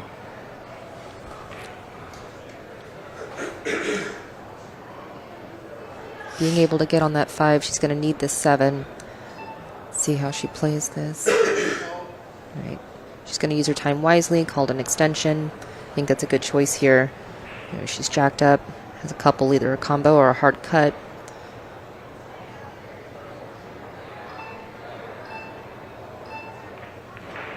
Oh, just poor luck on the cue ball off that 4 ball. That was a great shot on the 6. Tina's not getting any rolls. And Emily's maintained composure and has really been shooting very well, so it's hard when you have somebody shooting well and you're not getting the rolls. It's just a tough combination to deal with. I like this shot choice. Here, the 11.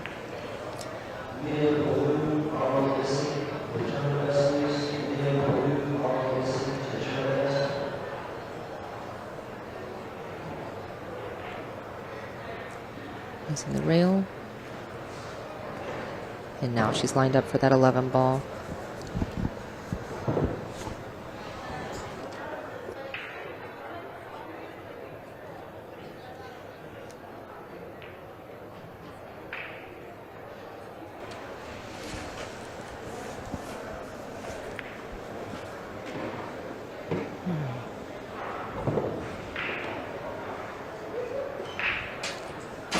She's left herself tough here on the 13. She was a little straight on the 11 to be able to come off of the rail. See if she's able to cut this in, come off the other side, or try to hold the cue. I think I would let the cue run. Beautifully done. Beautifully done.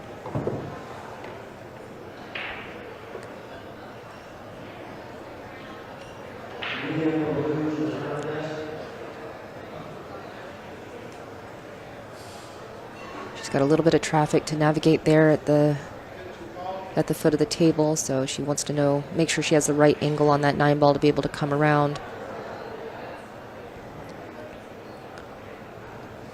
And Emily's a very animated player. What do you like as far as the pattern here? I think I like taking this ball here in the side, just like she's planning, coming off the long rail, leaving yourself the right angle on the 9 ball to be able to come around. You just have to be able to navigate not touching the 5 and the 7 and getting through, or even running into the 14 and bumping it out. I was looking at playing the 9 ball and just trying to hold close to that position to shoot the 14 in the side, and you roll forward. But she hasn't really gotten the angle for that, so I think your way is definitely going to be the better way. You just have to be careful about that gap. There it is. Oh, and she's hit it great.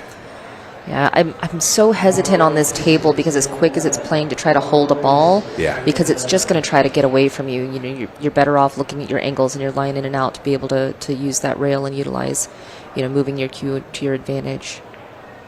Yeah, if she would have gotten a little straighter of an angle on the 9, I think the play was there. But any angle whatsoever, the shot she played was by far the better shot. Man. It wipes its feet, but Emily Duddy takes it down. Nicole, thank you very much for joining me. It's been a blast. Your insight is phenomenal, so I really appreciate you. My pleasure. Thank you so much for having me on. It was wonderful watching these ladies battle it out. And guys, we have more ladies action along the way. We'll have another match for you in just a moment featuring Savannah Easton and Pam Mason.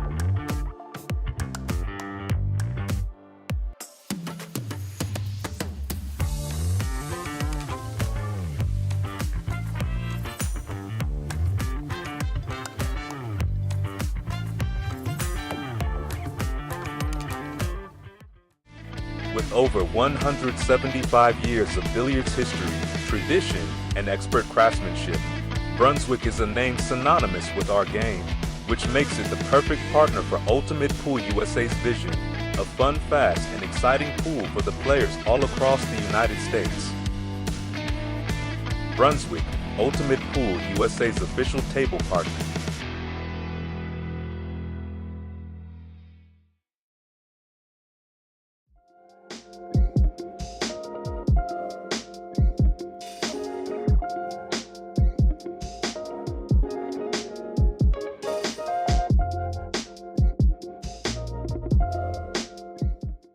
My break tip is completely different from everything that is on the market. It combines the qualities of like a playing tip with a super powerful tip. It's like a tip on the steroids.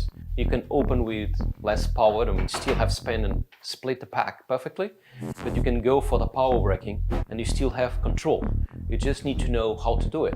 A lot of players that they told me that because they use so less power on breaking, they can focus on accuracy, and the rack always splits the way they want.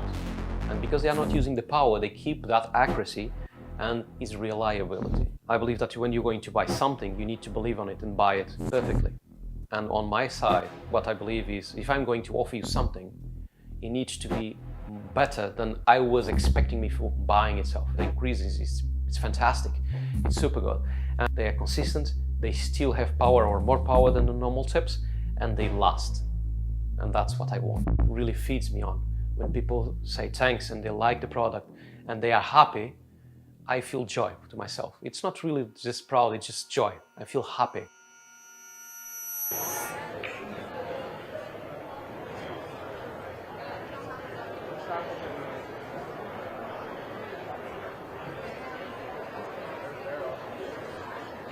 welcome back to the Ultimate Pool USA Arena. Another great ladies match for you. Savannah Easton, Pam Mason. It's going to be fireworks. My name is Stephen Wyatt. We got a special guest in the booth with us. It's the Silver Sniper. It's Craig Waddingham. How you doing, Craig? Yeah, I'm all good. Thank you for having me. Looking forward to commentating on this game. So, yeah, see what we've got. Yeah. Have you had a chance to see Savannah or Pam play? I played Savannah in the last event in Arizona. Oh, yeah, you did? She's a brilliant player. I don't know Pam, so yeah, unknown quantity for me, but Savannah's obviously very, very good. So, well, Pam's at least good enough to win the lag. Nice lag. So, wow. Yeah, I've seen Pam before at an event. I know she's played it at another event of ours. I don't know if I got a chance to watch her play, so we'll be in for a little bit of a treat here. Yeah, you don't know what you're going to get, so it's an enjoyable game. Yeah. And Savannah, you know, Savannah's top notch. Yeah, very good. She's a double champion from Arizona. Yeah, very good.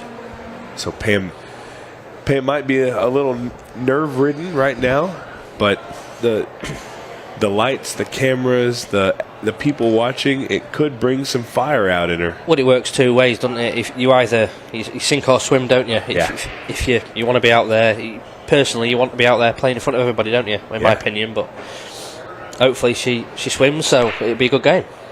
Well, she started off with a good break. Ball goes down. Balls are everywhere.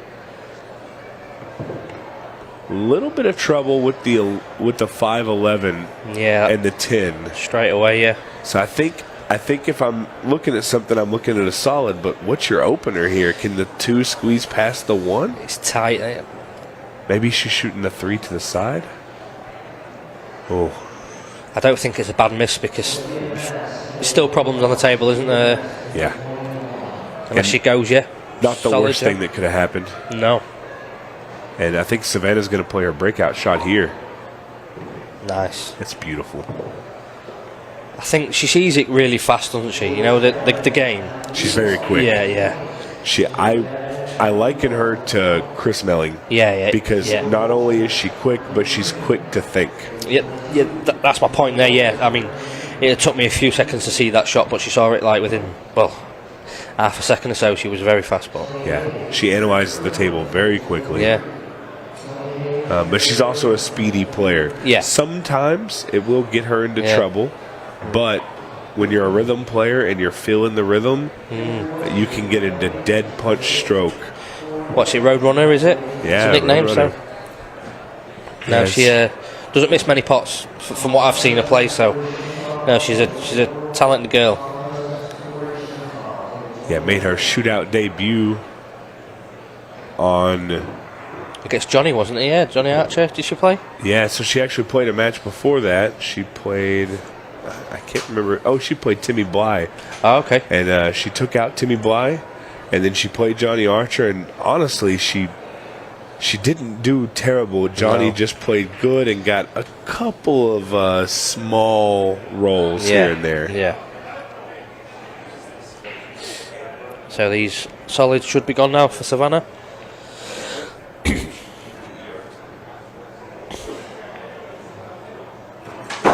Just this table is so quick. Until you've played on it, you can't appreciate how fast it is, can you? It's something else, to be fair. I've never played anything as fast as what this table is. It's a joy to play on when you're in stroke, anyway. Yeah, and it seems like it's consistently fast. It plays very close to the same speed, whether we're in Arizona or Iowa. That's an uncharacteristic miss by Savannah. I think that might be a little bit of her speed coming into play. A little quick to the table. What's Pam got then? Well, she's got a pretty easy layout in front of her. Ooh. That's not what she wanted for sure, because now it's going to be more difficult. Yeah, I think think she's got some nerves here. She's Yeah, moving a nerves, little quick, and I think maybe the shot clock might be She might messing never with her a played. little bit. Yeah. She might never have played front shot clock before, and you know yourself, it's a totally different world on this table. It's just hard to stop the cue ball. Oh, and Savannah's going to play a little containing safety here. Nice touch, nice touch. Look. Almost touching. Yeah. I mean, what do you do here? Touching ball. What do you do here? Good luck. Yeah, I think you got to. I think you got to try and go 3 rails and hit the 12. Yeah. You're jacked up over the ball. I don't like going straight across I because think it she turns. gets this middle. No. Oh wow. She played that turn really well. Yeah. Craig, you brought up a good point. Pam may not have ever played with the shot clock, so I can tell you guys right now, if you've got an event coming to you, an Ultimate Pool USA event, the best way you can prepare is to go play the Ultimate Pool League. I don't know how much you've seen about the league, Craig. Yeah. Oh yeah, it's all over. Yeah, you can't miss it. It's get yourself involved in that. But the league, we play 30-second shot clock in the league, so we're playing. We're playing really similar to this event's rules. The only difference is we don't drop to a 15-second shot clock at an event, so you might have to figure that out on your own. But if you're going to come to Boston in a couple months and play in the Boston Open, join an Ultimate Pool League. Get used to that 30-second shot clock, because if you end up on the TV table, it might come in handy. Yeah, it can't do any harm, can it? Playing with a shot clock, but I think Pam has just got away with it there, was she? Unless Savannah can clip this blue in the middle, can she? I don't think she can play it, but I'm wondering if she can bank it 1 rail. Yeah. Savannah's firepower, if she doesn't see a Loctite safety, she might try and swing at this ball. I think she can clip this in the middle, Yeah. Oh. Cue ball. Oh. She got a very nice little touch there. Got to be feeling fortunate. I think she even threw her hand up. The thing is, she's such a good potter. You fancy to pot this, don't you? Yeah. There's no scratch shot. The angle's nice. I think you can play at pocket speed and just float over. So you can take the 8 ball on the side. Yeah, just like that if she makes it. No. A few errors from Savannah that I wasn't expecting, but like you say, on this table, anything can happen. It beats the best this table, doesn't it? So. Yeah. And it's a big difference when you've been playing all morning on the outside tables. Yeah, for sure, and then you come into this one, because everything that you've been doing isn't going to work here. No. Well, this main table probably rolls an extra foot and a half, probably. Oh, at the very least. I would say, yeah. Yeah, at the very least, foot and a half. Which is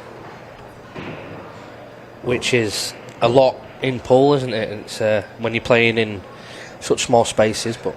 Yeah, it's a game of inches and millimeters. Yeah, for sure. Oh, look at this. That was a beautiful shot. She's Let going her to have to make stroke out another there, one. And I think this ball just passes by. She can bank this in the top right. banking it, Or top left. Oh, cue ball. Oh. She's got away with one. Yeah.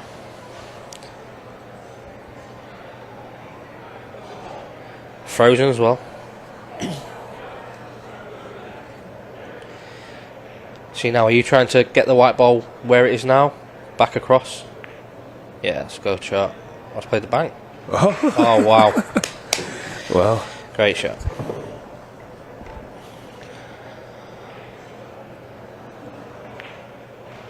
Nice. That was a really good out there by Savannah. Beautiful bank shot on that 3 ball. And she's going to take the opening rack. A long rack. A little bit of unsteadiness from both players. Again, if they both come from the outside tables, it's almost to be expected. Yeah. But 1-0 lead nonetheless. This is a race to 5 in the ladies' events. The juniors' events are races to 4. And, of course, the opens events are race to 6. And we do have one more ladies' match coming up next. That'll be a good one, too. It's who's playing? It's going to be Jordan Helfery playing Jessica Main. Yeah, good game. And Jordan's really been on fire with Ultimate. She won the mixed pairs. She was in the final of... Was that against Savannah, was it? Of the juniors, yeah. Yeah, there's a lot of champions here, isn't there? And young as well. It's the future's in good hands for sure with the juniors here, isn't it? I mean, these. Look at that for a break! Wow. These ladies could be world champions in a matter of no time at all. Oh, for sure. I mean, they play the proper way as well. Yeah. Yeah, they're not scared to make shots. They play the game the right way. We even have Sophia Mash. You know, she is a world champion, world junior champion. So, yeah, lots of good pool players in the building.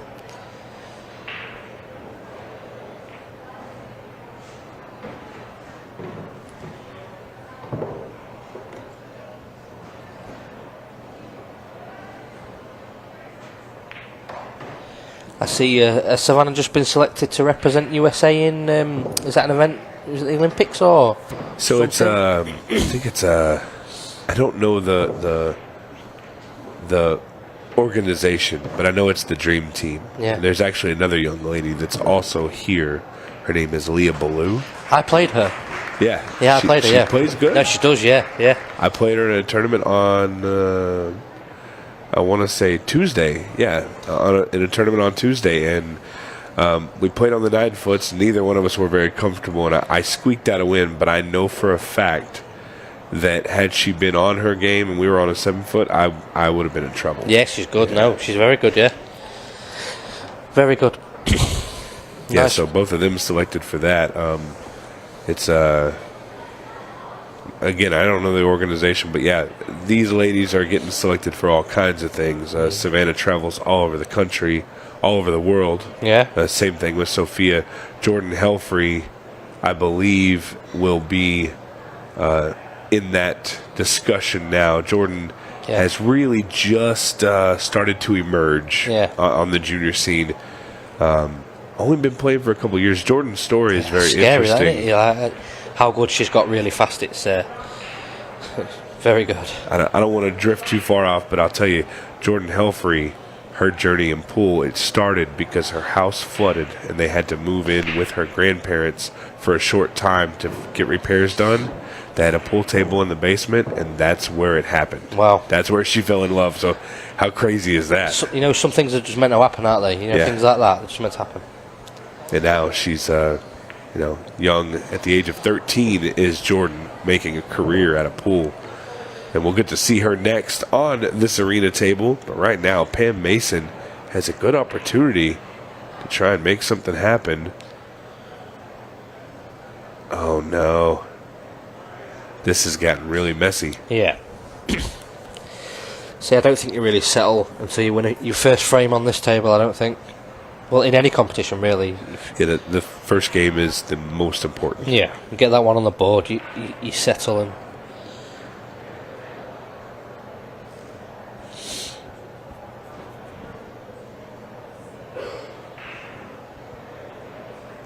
See, is Savannah and Shane, they're still in doubles as well, are they? Yeah, so they were actually, I believe they were seeded. Okay. I believe they were seeded, so they haven't... Oh.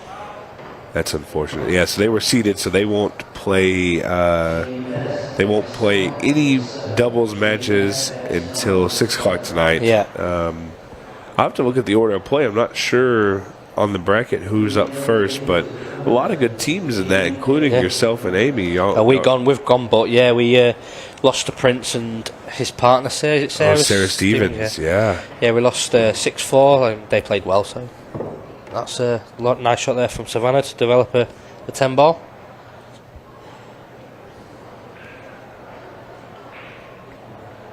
Well, if you and Amy are going out early, this just goes to tell you how much talent is in the mixed pairs. Yeah, we didn't do an awful lot wrong, and they played good. So nice shot. Nice.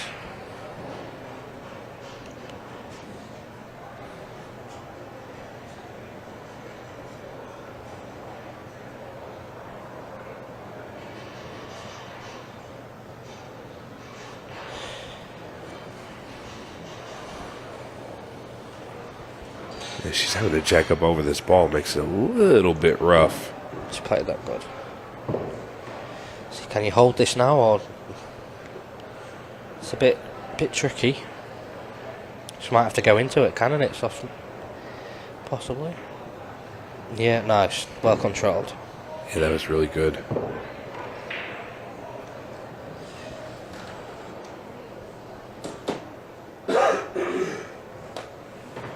Nice, nice.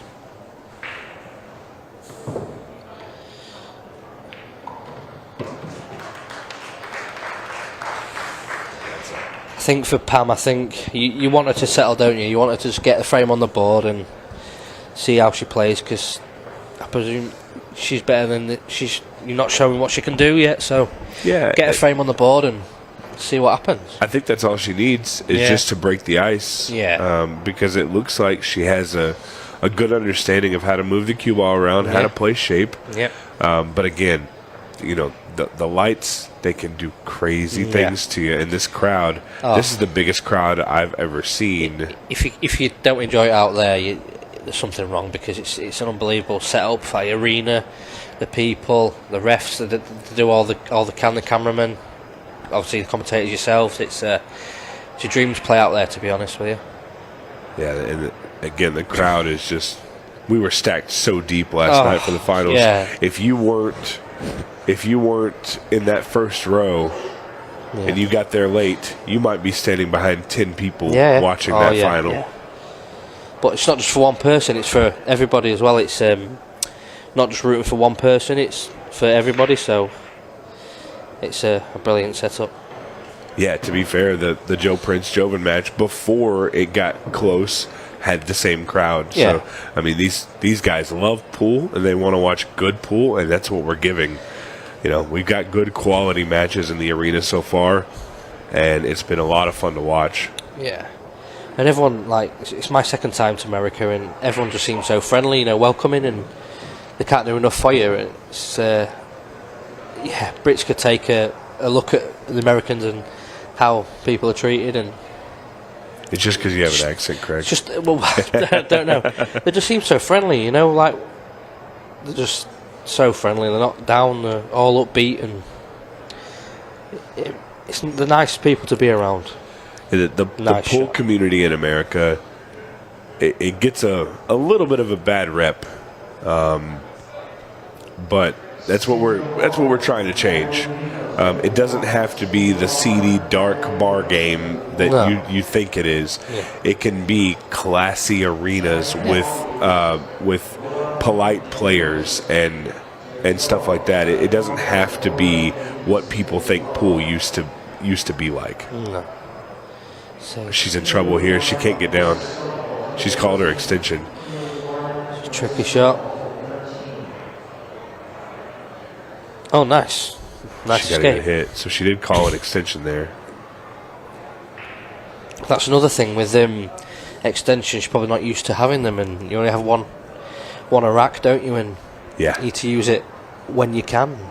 Yeah, you might.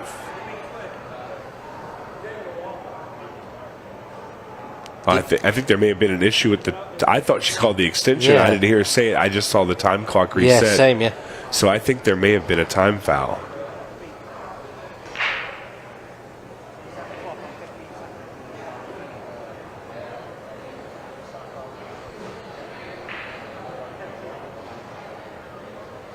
And Savannah doing the right thing, going Yeah. back to her seat, sitting down because good we're not quite sportsmanship, sure yeah. what's going on. It seems like there was no. Okay. May have had an issue with the sound. Maybe. Yeah.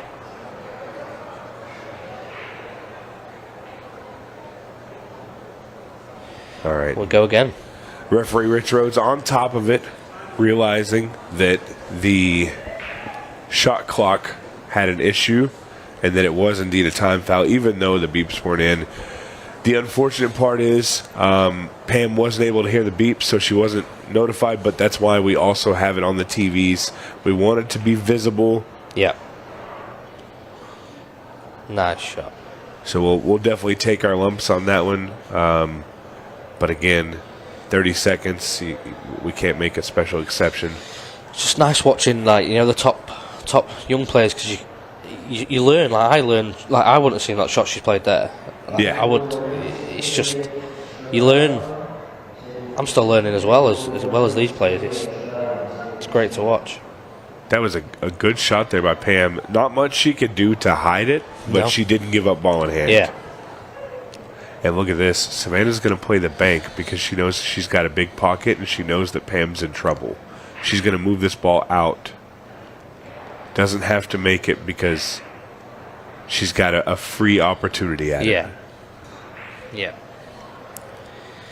So I think Pam's up against it here, but can she make it as awkward as she can for Savannah?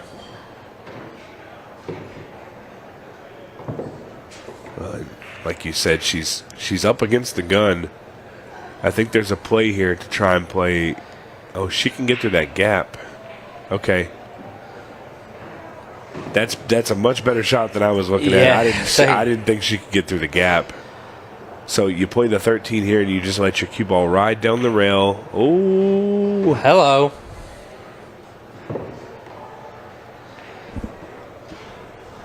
well, She'll take that. yeah. One good shot on the 9 in the top left and could be game over. Nice. If she gets this for her first out, it'll be some clearance. Yeah.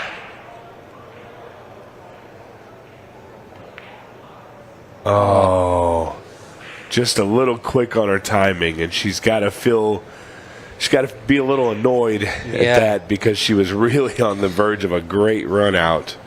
Highlight reel. Savannah knows it's time to go to work. Yeah. She can get herself on the hill.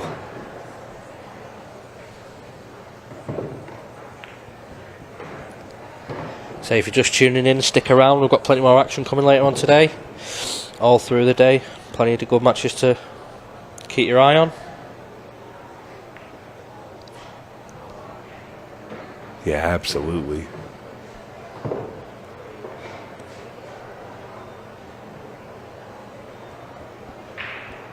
Oh, look at that touch shot. Yeah. She's got the speed down for sure. Yeah. You can tell she's played on this table before, can't you? Just the way she moves the cue ball. Knows how hard to hit it. And I also think just her ability to analyze the table, I think she can also analyze the speed of the table. yeah, for sure. Very quickly. She knows the pace that she needs to hit it. Yeah. Huge advantage to her. I know for a fact that if I draw Savannah Easton in a tournament, I'm not happy. No. I'm not happy at all. But she's not a good drawer, is she, for sure? No. I might take a Shane Thompson or even a Craig Waddingham over Savannah, and she's scary. She's scary good. Yeah, no, she's good, yeah. I played her in Arizona, and I was very impressed the way she plays, and yeah, she's one to not even watch out for because she's already there, isn't she? So no, she's super talented.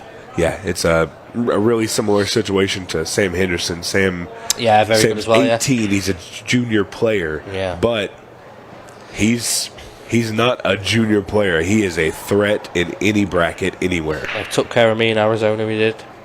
Yeah, I did get my own back though in the Open. So. Yeah.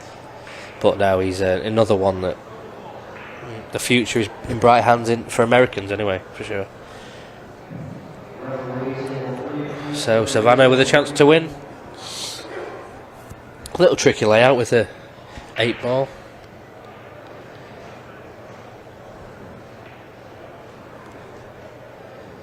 Got me solid, doesn't it? Yeah.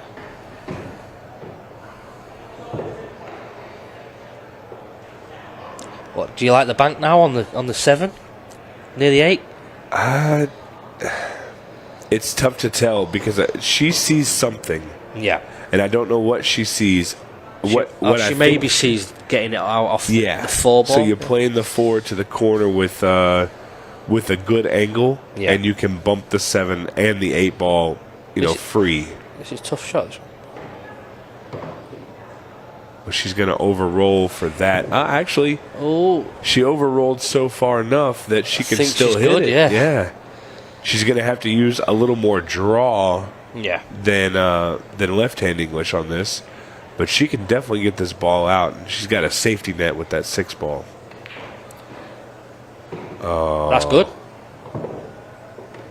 Oh, what's even better is I think she can get the 2 out playing this as a carom. Yeah.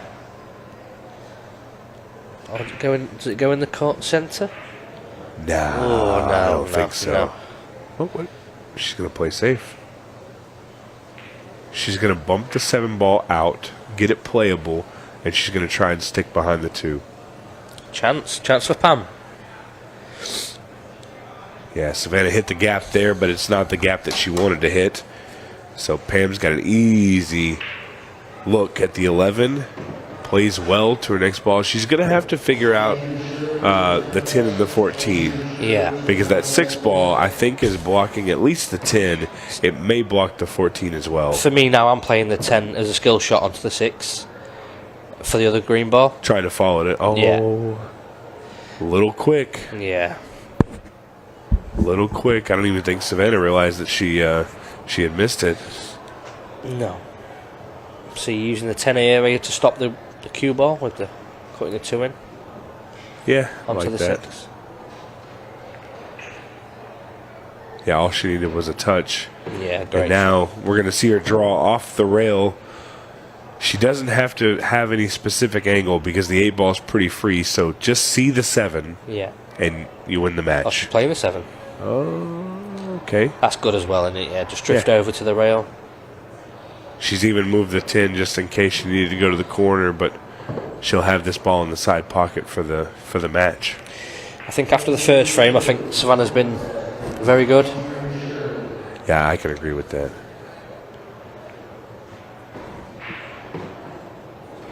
Yeah. Straight in on the 8 ball.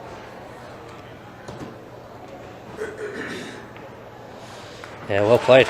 Yeah, and there it is. Savannah Easton takes down Pam Mason in a flawless finish. Craig, thank you so much for joining us, and we will have more action in the arena. Jordan Helfery and Jessica Main coming up right after this.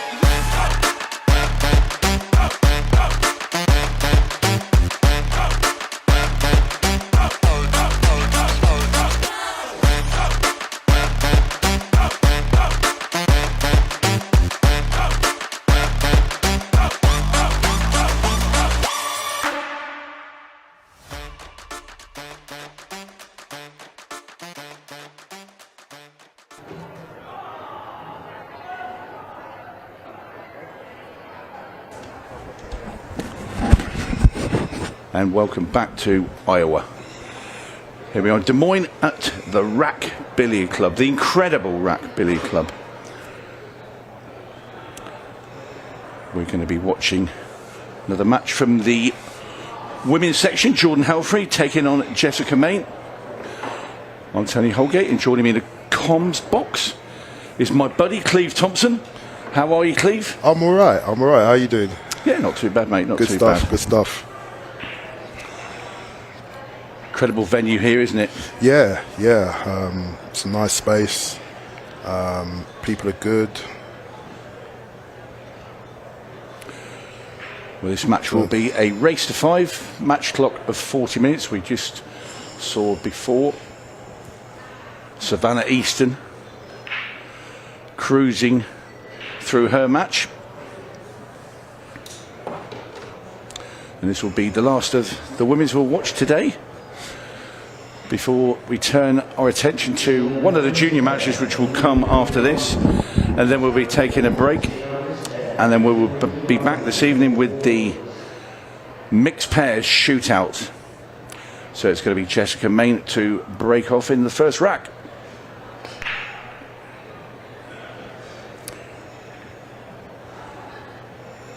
And unfortunately for Jessica, it's dry. Yep.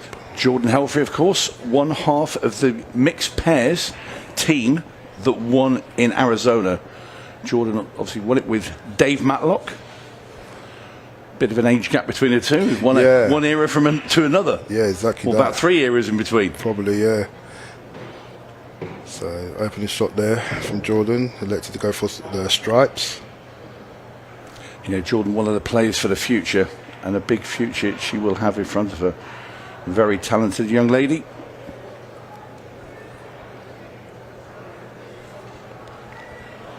So I think they're both safely through. So I think this is to determine the group winner. The group winner, yeah. Of course, this is the same as the main open with the women's. They're in groups of 4, I believe. There's 5 in the open. I think there's 4 in the women's. Correct, with yeah. 2 to come through. Yep. So Jordan and Jessica have both won their other matches. So this is a straight playoff for who goes through as the group winner.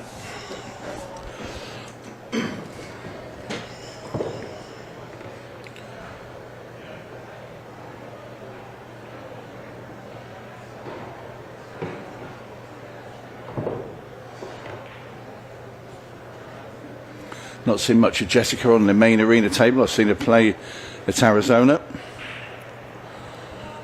She can hit a very good ball. Yeah, I believe. I think she made out the groups in Arizona, and got to the quarters, I believe. And I think she might have. I think she had Jordan in her group then as well. So. Kind of a rerun, really.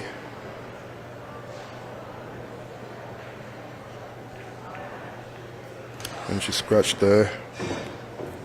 I don't think that 14 ball goes in the side pocket, so Jordan has to move it at some point.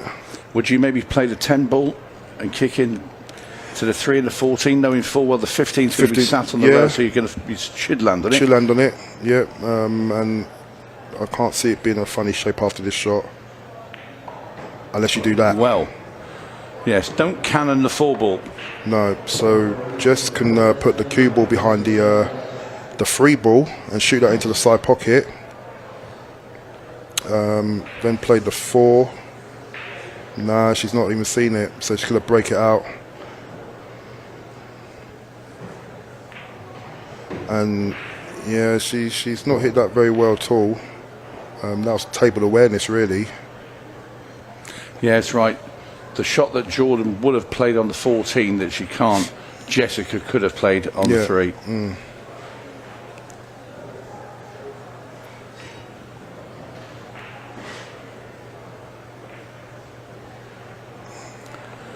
Well, it's a bit of an edgy start by both players. Yeah, I mean, it could be the first rack, especially when you're not playing on that table. It could be nerve-wracking. You don't know the pace at all. They play completely different to the outside tables. You know, being a Brunswick to another make, and Jordan's broke out the balls there. She's going to have an issue with the 15. She can either play a bank or maybe dropping it, and the 9 ball's a bit sketchy as well, so she's got a bit of work to do. Thing is if they're both qualified, you think it'd be a little bit more relaxed, because you think, well, yeah, you're playing to top the group and get a better draw. Yeah, but you're still playing and knowing full well you're coming back. Yeah, into the main knockout stage. Yeah, exactly that. I think maybe you know, I guess Jordan's been here before on the TV table in the TV setup, where Jessica probably hasn't, and you know, I take it when it's your first time playing on TV or anything like that. You know, yes, you want to win, but you want to put in a good account as well. You know, you kind of like don't want to make yourself look worse than you are. You know, show people that you can play. So there's always going to be that kind of pressure as well. You know, especially the first rack. You know, you might find that after a couple of racks, you know, you might let your arm out and stroke them better. But the first game, it's always just a speed sort of awareness course, if you want to call it. No, you're right. I get what you're saying.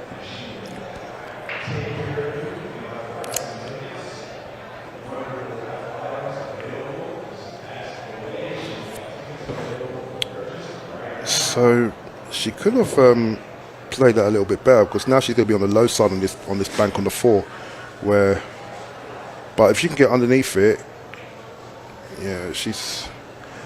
The good thing about it is that the 9 is a problem. Could you not bank the 9 now? You can bank it. Cross. If you cross double it, yeah, I don't think cross bank. So yeah, you come across the front of it. You have to draw the cue ball back a little bit. The 5 plays pretty big, so she might elect to just pop it out and play safe. No, she had a go. Hello. Oh. I don't think she realised how close that 9 was going. Exactly, yeah. She'd sort of turned her back to it and gone back to her seat. So now it's a bank shot now for Jessica into the side pocket with this 4 ball. Has she got it in? She's got it in. She's got it. No, she ain't got it in. Well, I kind of feel Jordan will probably play a safety shot here. Yeah. Just softly into the 15, leaving Jessica hooked. And really, you've got to say the only escape here for Jessica is to actually make a ball or leave Jordan hooked after this shot, so it's very low percentage. Yeah.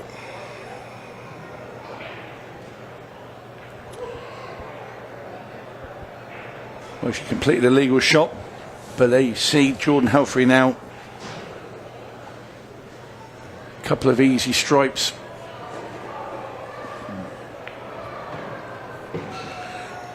And the 8 ball's going to be up into the top right corner. And it's going to be the first rack. It's going to be Jordan HELFERY that takes it.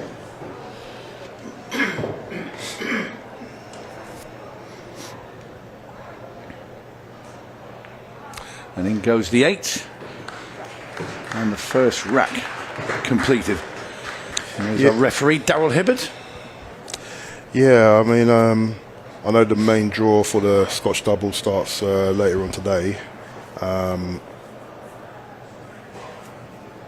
a big fan of the Jordan and Matlock combination. There's a few big combinations that are going to be on show tonight. I've seen them practice, and yeah, they're a very good team. The sync between them is unreal. Literally, they will play for 2 hours and not talk to each other. Yeah, like it's zero communication. Just literally just.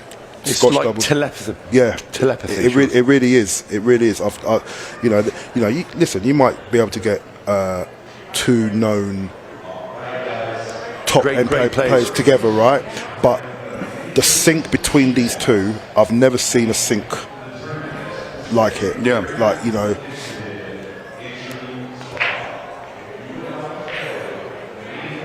So she's gone for the cut break there, and made the 14 into the side. Yeah, I'd like stripes.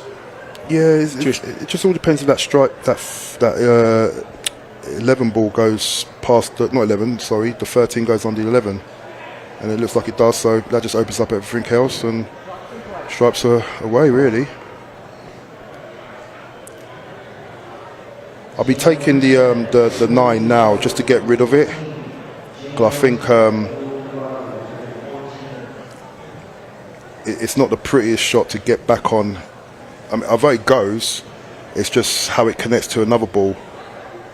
Yeah, there's so many different ways around these stripes. Yeah. Okay, so she's taking. So that's not a bad shot. She's got to mind a 2 though. Yeah, I'm not keen. Unless she takes. She draws the 9 into the side. Sorry, draws the cue ball back off the side rail and leave herself the 12 long, and you just sort of like screw it back. Yeah, more or less the same shot. So nice control there from Jordan Helfery. Yeah, more or less the same shot. Because there's a danger there if you dig that too deep. Exactly. Scratch in the corner. Yeah. So she's got to be careful not to over pop this really. This could. It's got to be a nice stroke on this shot here. She used all the pocket. She played it pretty well. Now again, just got to be careful you don't lose the cue ball. So I'll be looking to target the 6 ball as a stopper, rather than just roll this in, because the table plays so fast, just like that.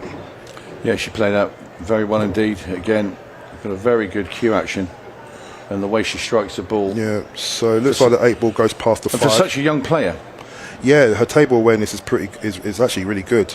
You know, she's very confident in her striking. She just kind of gets down. She's, you know, just free flowing really, and you know, she doesn't really sort of do that much of a what's known as like a pre-shot routine.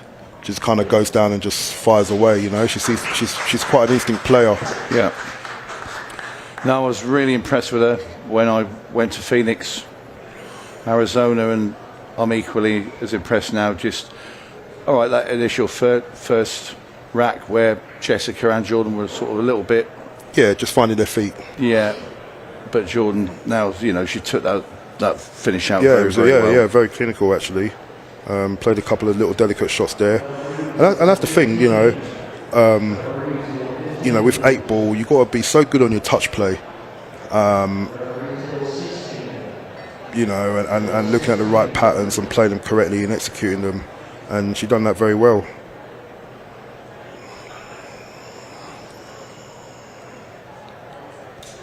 So it's Jessica to break, and she did seem to connect them balls really well on a break there.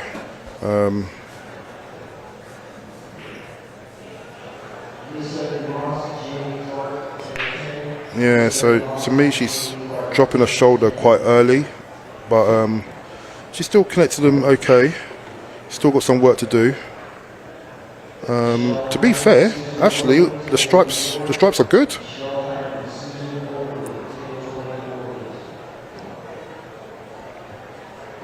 So needs to draw this back a little bit, about 8 inches.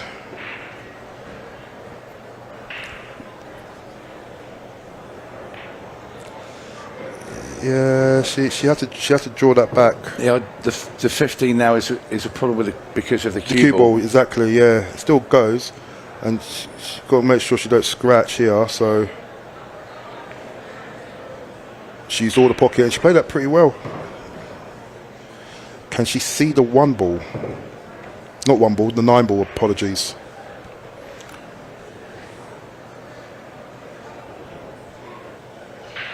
Decide to drop it in. She has a tiny bit of angle she can use to get up for the 14. Yeah, so she can play this 2 ways. She can play like a stun run through, or sort of like play like a delicate sort of top spin and left hand side. Just let it flick off the side cushion, the side rail. That's okay. Just got to be careful here that she don't get glued onto the 8 ball after maybe kissing the 1 ball.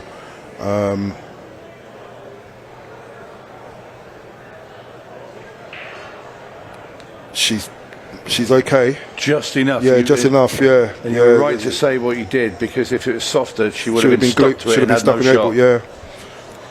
So this 8 for Jessica Main to pull one back. Yeah. Oh, she's it's going to get there. It's got there. Never in doubt. I think her heart must have skipped a beat for a moment, but she'll be pleased with that. You know what I mean? You know, nice shot on the 15. You know, she was off angle when she created all the pockets to, you know, cheat the angle. She's smiling there, so you know, her heart skipped a beat. She can see. No, I just say Jessica knows exactly the pace of the table, but it'll make her feel a whole lot better now. You know, you want to get a rack on your side of the scoreboard, you know, out in that arena, because it is a nervy place. And especially a break and run. You know, it's not easy out there. Anybody thinks, you know, oh, the tables play, the pockets play a little bit big, etc., etc. You still got to go out and do it. You got to deal with the cameras. You got to deal with, you know, a big audience watching you. It's, you know, the lights, having a referee. You know, it's nerve-wracking. Some people take it to it like because when you're queuing, let's say now where Jordan's queuing down this table, there's 2 cameramen there. Right, exactly. And you can see them. They don't move around, you know, frantically in front of you. You can't, but you're aware of them. You're aware of them, exactly. And that's a good solid break there from Jordan. I mean, this looks like stripes are home here. I mean, yeah. Yeah, that's her best break of the match so far for Jordan HELFERY. So it looks like she could go 12, 15, take the long 13, 11 last ball. Or she can go... Or she can go... Me, 11, I'm 11 now. 11 now, then 12, then the 13 last. Yeah, 13 down the line. Yeah, there was a couple of ways to go around it.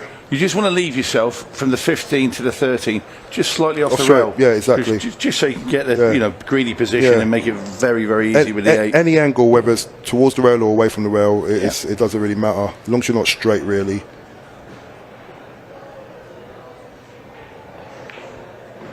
Yeah, she's going to have to accept the medicine there. She's going to be glued to the rail, maybe. If you want to be greedy, you hit this accurately and you can really belt this down there and get the cue off the rail.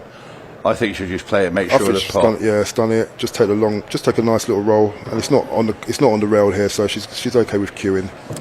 And this is going to be a very quick fire frame from Jordan HELFERY, and this will restore her to rack cushion, and down goes the 8.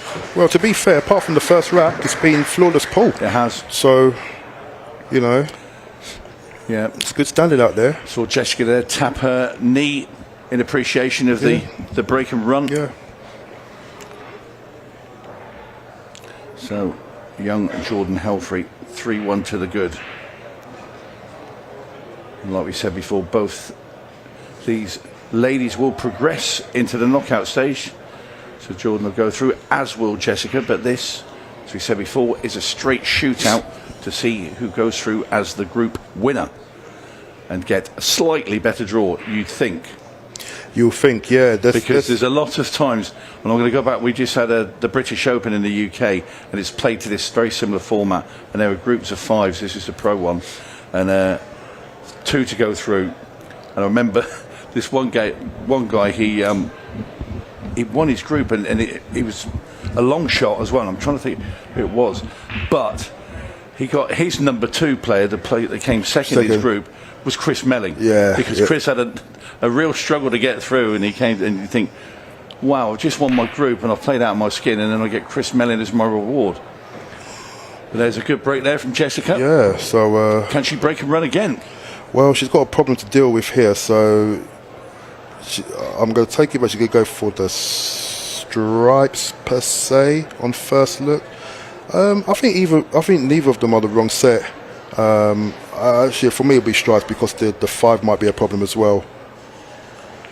Also, you could bank the 11 up there, and you've got a big pocket because you've got the 15 over the other corner, so it gives you even a bit more leeway with that shot. But Jessica has her plan in her mind.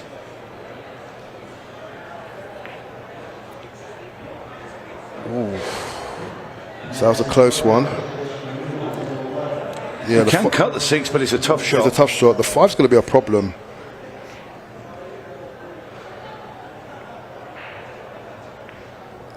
Yeah, and it looks like no, she's missing the scratch.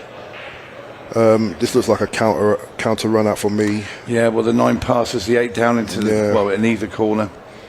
Whichever way Jordan chooses to get on that ball. I like this shot here, removing the 10.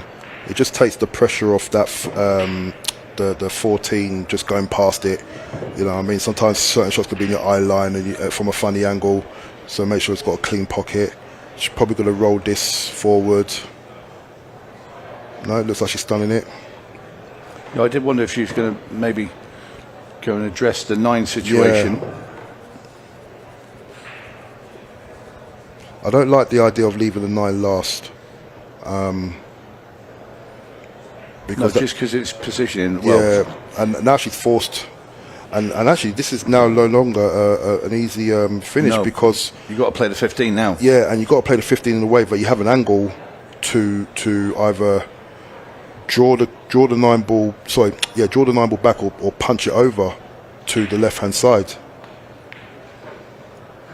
Now, has she got enough to beat the point? Well, this is dangerous, but she can play it and come off just by the jaw.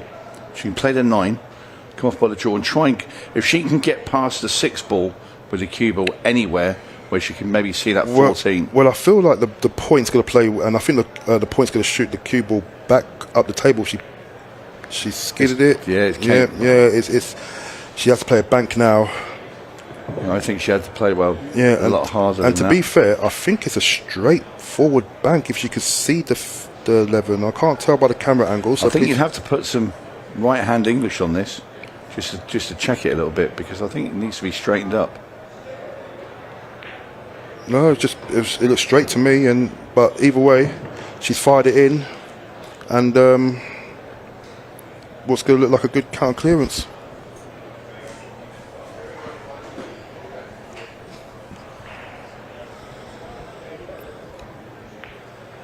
Oh, she's not played a good shot there. Well, I thought she just rolled it through. Just rolled it through, yeah. That was a poor shot. She obviously thought with the pace of the table, if she just any sort of contact on the 5, it's going to kick it away, but it doesn't. But she obviously caught it full ball. Yeah.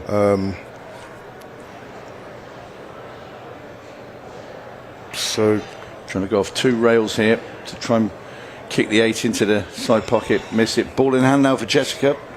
So just got to make this count now. For me, it's 6, 5, 1, 4.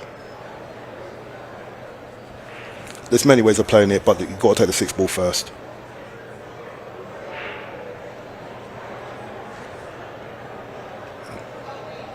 Well, Jessica not listening to you, Cleve. No. To be fair, it's okay. It's okay. Yeah. So it's the same effect. Put it this way, Jessica would be very disappointed if she didn't run this out now.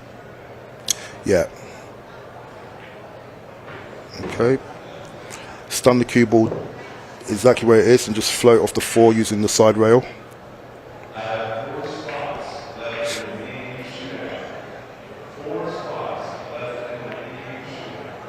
And that's pretty good. Yep. Nothing much to do here, just play plain ball. Plain ball. Like you say, off the side rail, back out. Yeah. 8 in the side pocket. Might even play it up the top. Take your pick. Looks like she could play at the top. Oh, no, it's okay. Either way. I think it's a comfortable angle. She's playing to the side. Oh, Jess. Well, saw one missed last night by Kobe Japp in the other side. I saw pocket. it, yeah, against very, very similar. Matlock, weren't it? Yeah. To be fair, after he missed that 8 ball, he never missed another ball in a match. But this is a chance Jordan HELFERY should not be having. Well, to be fair, it was a chance that Jess should have had. No. But you know, you take what you get, and so what's she going to play here? She's playing the... Gone for the bank. She's gone for the bank. And... Right. I fancy Jess to nail this. I'd be going in the top pocket with this. Yeah, I'll be going top pocket as well. Especially not just for the fact that she's just missed into that side pocket. Oh, this time she's nailed it. How brave was that? Maybe she wanted revenge. Yeah. Well, that was a heck of a lot harder than the first attempt. But anyway, it is 3-2. Jessica fights on. Plenty of time on the match clock as well. We're not going to be thinking of any 6-ball shootouts, that's for sure. But no, I mean, you know, if Jordan continues her break her run streak, because she's 2 out of 2, she's onto her third break now.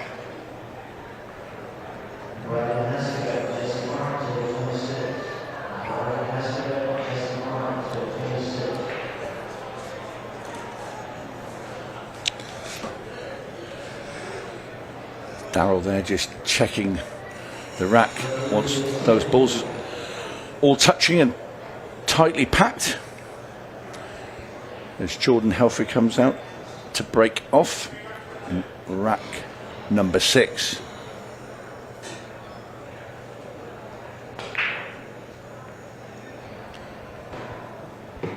Makes the ball.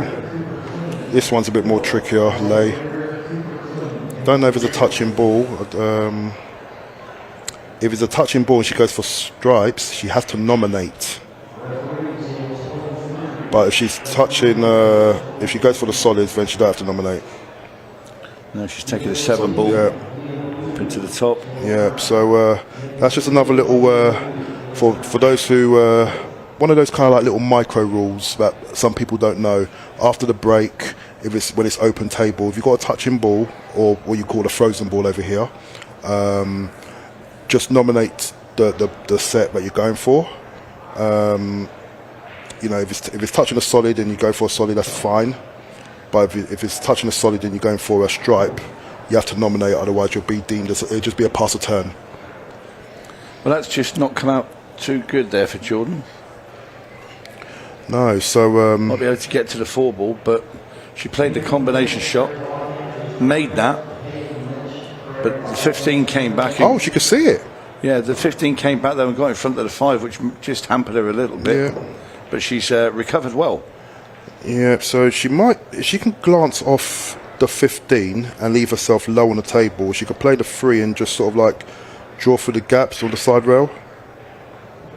Yep, she's got enough angle. She has to time this well though. It's kind of got to be like a stun with right hand side. It's kind of got to flick off the rail rather than kind of like aggressively come off the rail. Yeah. So it's about the 3 to the 1 at the top. Oh, she's drawed it. Oh, that's a great shot. That's a great shot. That's I would have never played. That's a great shot. Great control there from Jordan Helfery. Yeah. And she has a nice little angle here where she can draw the key ball back for the 8. That's a good shot, and it's a good finish as well. Great finish. So 3 out of 3 for the break and run for Jordan. Yeah, and then you think, you know, the last one when she should have won was she should have rolled the ball through. Yeah. But I think with the way Jordan plays, she likes to play with a lot of power when she strikes the ball. Yeah. But that's why she probably refused to roll that ball in. Yeah. She's thinking, I'll just bang it in and kick the 5 out of the way. Yeah. And it didn't. Well, she played it a little bit loose, but Kind of reminds me of like kind of like Carl Morris in a way, like back home. Like he doesn't really roll the shots. Kind of like punches everything. You know, I mean, back in the UK, this is. Yeah. You know, wouldn't say a finesse kind of player. You know, because she's not much of a roller. She don't really roll balls, Jordan. But I prefer that. I mean, I didn't play like that either. If I started to roll balls about, I'd miss them. Your arm twitches up, right? Yeah, I don't trust. You don't trust. I don't trust myself to be able to roll a ball. Yeah, I used to be like that, and it took me a good couple of years to sort of like just practice rolling balls. You know. So Jordan Helfery on the hill, Jessica Main to break, requiring all 3 remaining racks. And she got a last moving ball in. This is a good layout. Yeah, I like. Well, To be fair, I was about to say solids, but I think stripes. I think stripes. Yeah, now. just more freedom. They are. They're spread out nicely. Yeah.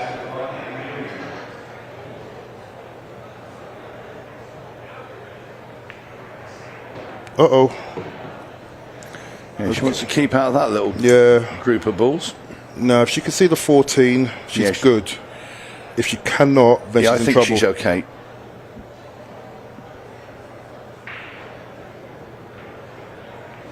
Nope. She's played it wide. Yep. I think she was very tentative on that shot. Probably, it looked like that she was kind of like hoping it in rather than confidently striking it.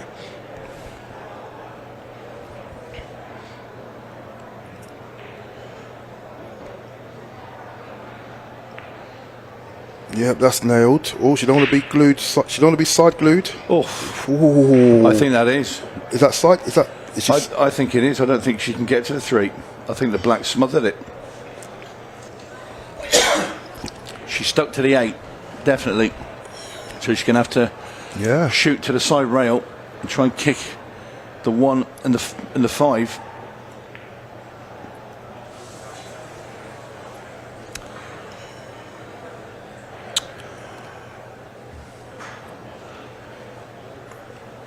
Now the right, she's gonna.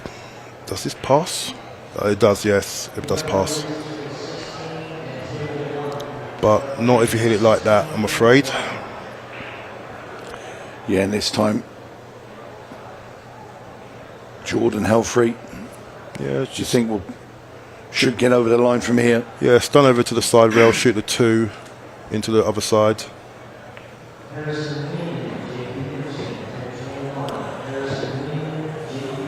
Yeah, she can take her pick here. There's multiple. You might even play the 1 now. Might play the 1, yeah.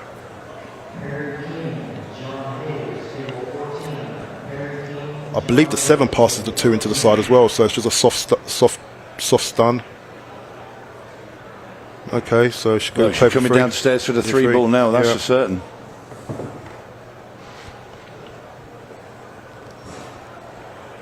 And it's these kind of shots where you can, kind of like that, you can either overdraw it or do nothing with it like that. It's so tough on these tables. You can't. There's nothing in between. Yeah, you know, you kind of you either hit it and you overdrawed it, or you kind of baby it. But she stroked that well enough. I probably took the 7 now, I think, myself, because I'd have rather had the angled shot. But she's played that really well. Yeah, just need to kind of like a soft stop. Just use the natural angle to stop it. I think she pumps off the side rail and comes back. Just like that. Yeah, it's good enough. And this 8 for the win for Jordan HELFERY.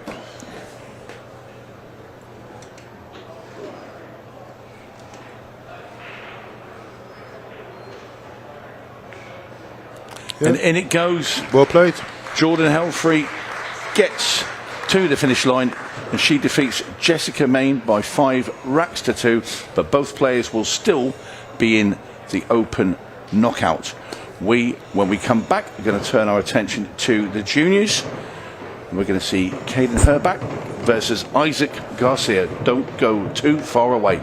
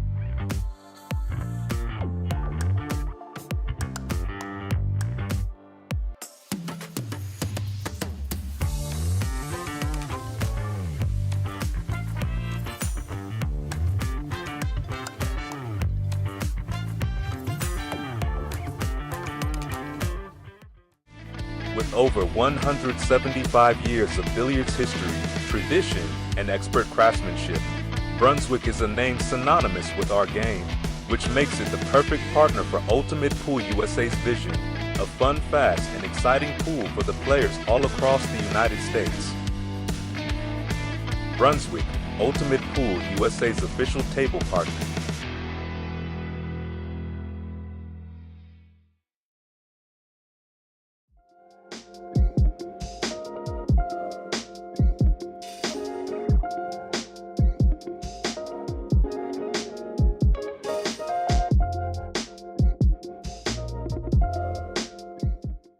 My break tip is completely different from everything that is on the market. Combines the qualities of like a playing tip with a super powerful tip. It's like a tip on the steroids.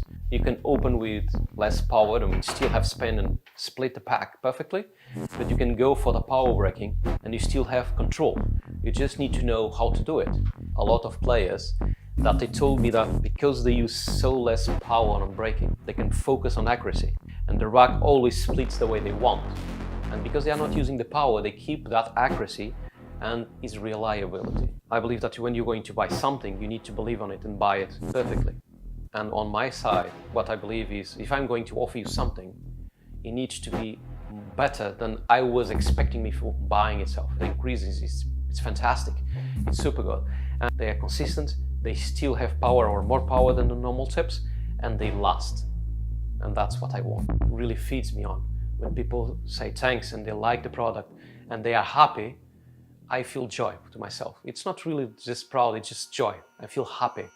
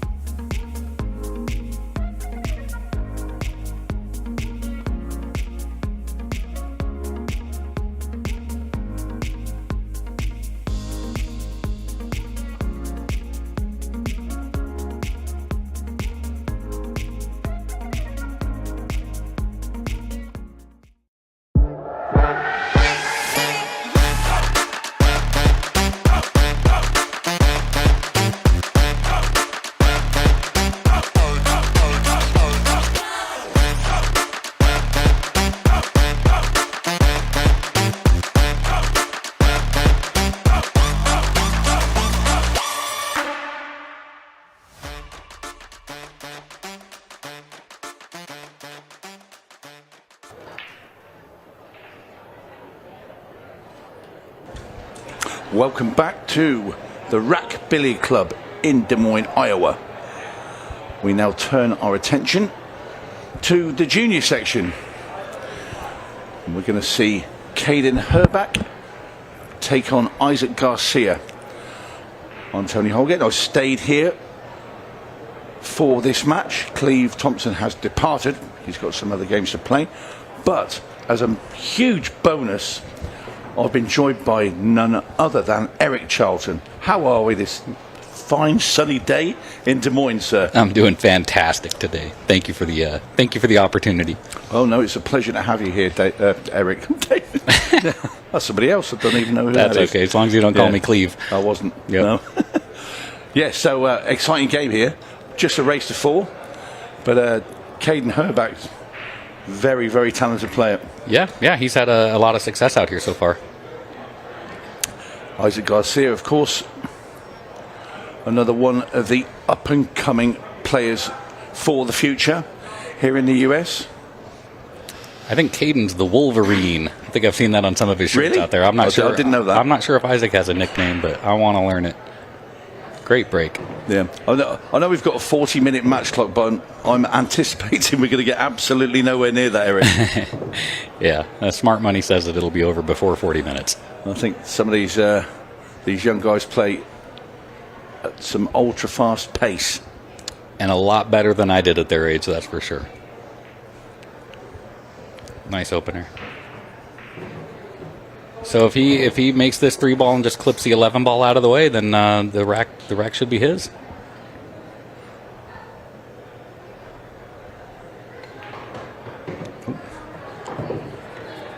I think that's the sign of somebody who hasn't played on this table before. He hit that ball with a lot of pace. He came out really, really nicely, though. Yeah, they've come from the side tables where, obviously, we've mentioned it before, where the cloth is a little slower, or a lot slower than this match cloth on the TV table. You know what else I noticed? I haven't seen a bare hand on this table in a while. Everybody seems to be wearing gloves out there now, but Isaac's old school. Yep.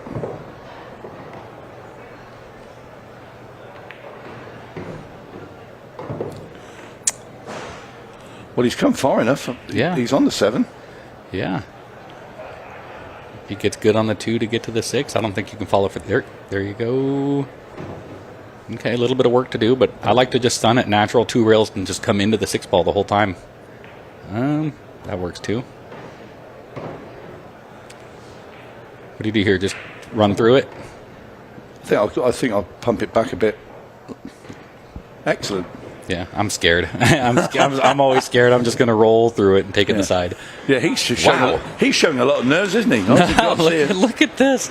If I had half this kid's confidence. Unbelievable. Well, that was fast Good and for furious him. from Isaac Garcia. Incredible pace. Good. He's not nervous at all. Look at him. He's cool over there. Yeah. Loving it. Absolutely loving being there in the arena. KADEN's not loving it as much. Look at that. Well, just waiting for his chance. Looks very patient. Mm-hmm. I guarantee he's not scared. No. That's the sort of face. That's the sort of look I'd see from, say, Tom Cousins back in the UK.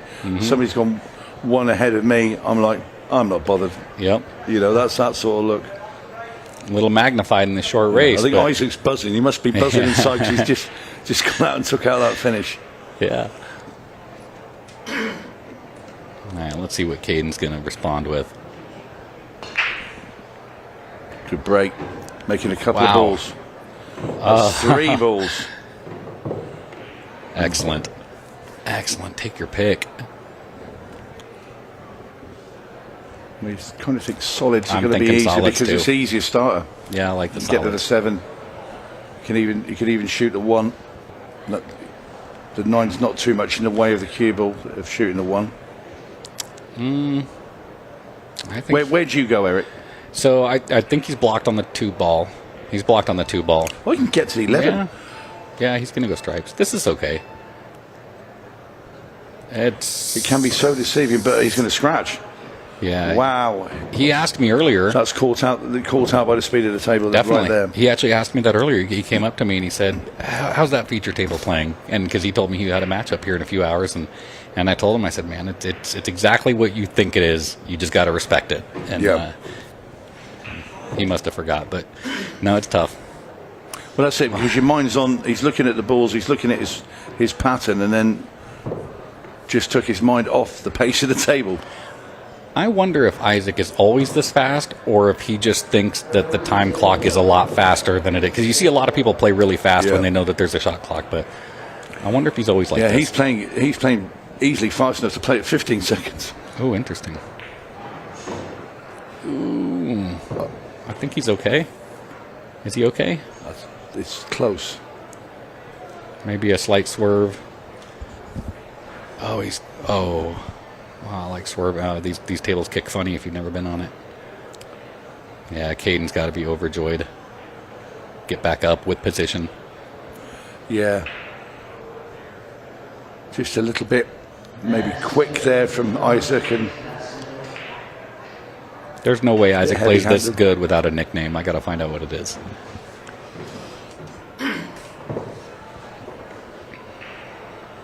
Who's that? Garcia? Yep. Gale force. I don't know what that means. Gale force, that's a very strong wind. Yes. So.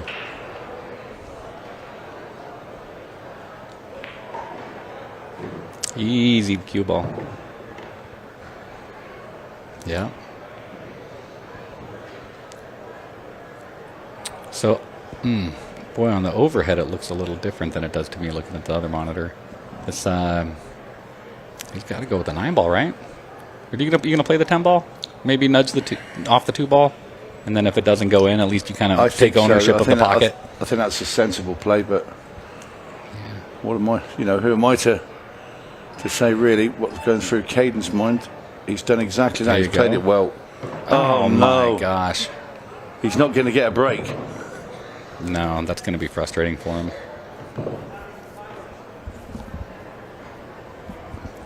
So he's only played not even the whole two racks yet, and he's scratched twice in the same one, which is going to be frustrating for Kaden. As Isaac Garcia now has his 8 to take the second rack. Wastes no time. He nearly knocked the referee out of the way as well as he charges back to his chair. Man, Isaac showed up to play. This kid's ready to win. Pretty snazzy shirt he's got on there too. I see a lot of people wearing that. I haven't picked one up yet. Oh, the Iowa Open shirts. Yeah, I like the colors. You've got the Jam Up shop over there, just behind. Well, you can just see in the background there, just past Isaac. I got my sharp new Jam Up sweater on right now. Very nice. Yeah, I'm not cold, but I just want to look good. Yep. Yeah, people get over there to see Mindy. She's hard at work. There's loads of really nice stuff there. Some really nice shirts, and that special Iowa Open one. Oh, the referee just scratched. Yeah. Just saw that. I see that the referees changed their shirt from the Arizona Open. They don't have the pink lines in the back now. No. They've. I think they get new ones every year. Good. Again, and that's they come from Jam Up as well. What a break again. I definitely need to get breaking lessons from this kid. He's got an interesting open hand bridge, and it's been working really well for him. You don't see that often. Okay. Oh, he's going to beat himself up for that one later. Yeah, just a bit quick.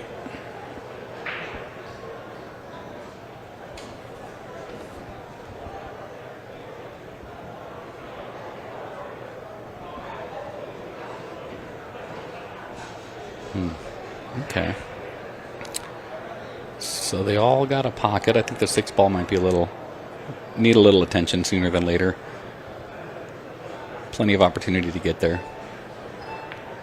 I probably would have played the 7 ball there first just to try to fall in behind the 6 and have lots of options in case you over-roll it or under-rolled it.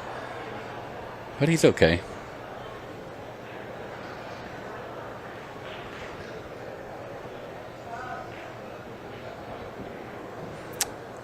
Yeah, this is going to be an interesting one.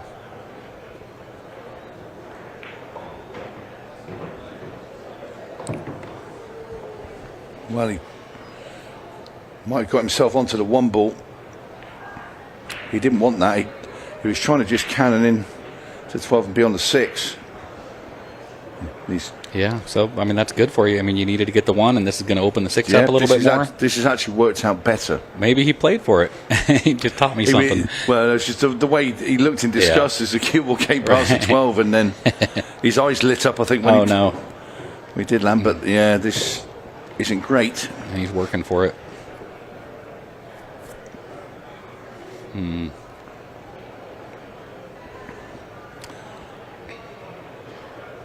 Well, he knows exactly what happens if he doesn't make another ball. We know Isaac Garcia is going to come out all guns blazing for the balls because he doesn't hold back, Isaac. No, he's ready to play. So I'm shooting at the 6 ball. You know, I'm going to play at pocket speed. He wants to try to bank the 3 and go for the win right now. I'm taking the cautious approach for sure. That's going to be into the 9. And Isaac has a shot. Yep, left him on the 11. Just draw the cue ball back a little bit. Just jack the cue up in the air a little bit.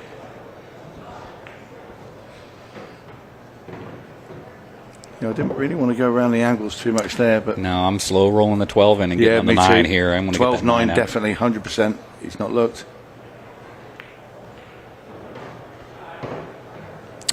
This will work just fine. That is a really friendly yes, kiss. This is going to work just fine.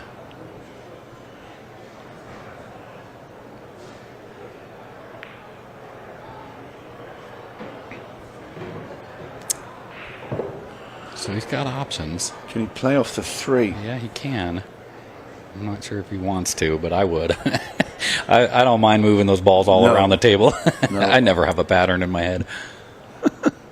I just take what the table gives me. Oh, he went directly at it. Yeah, I think off the 3 was a better shot. Safe to say Kaden needs this. Kaden needs this game. I would do everything in my power to keep Isaac from getting out. I don't know that he's got a shot.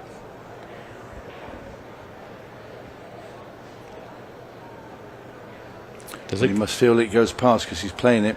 If it does, it's a stop shot, and he's loving it. Great shot. And he's left a nice angle to get up for the 6. So what's the rule here? Don't hook yourself on the 14 and don't fall straight in on the 6. Anything else is beautiful. Yep, absolutely correct. That looks pretty good. That is money. Little tree-topped, but he should be just fine.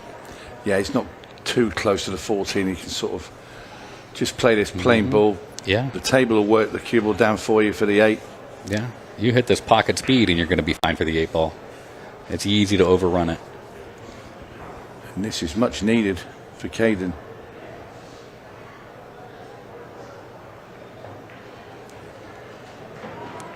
Kaden very aware that 8 ball goes in every pocket on the table, so he's just going to make sure he makes that 6 and gets on something. Yep. And he's a straight shooter.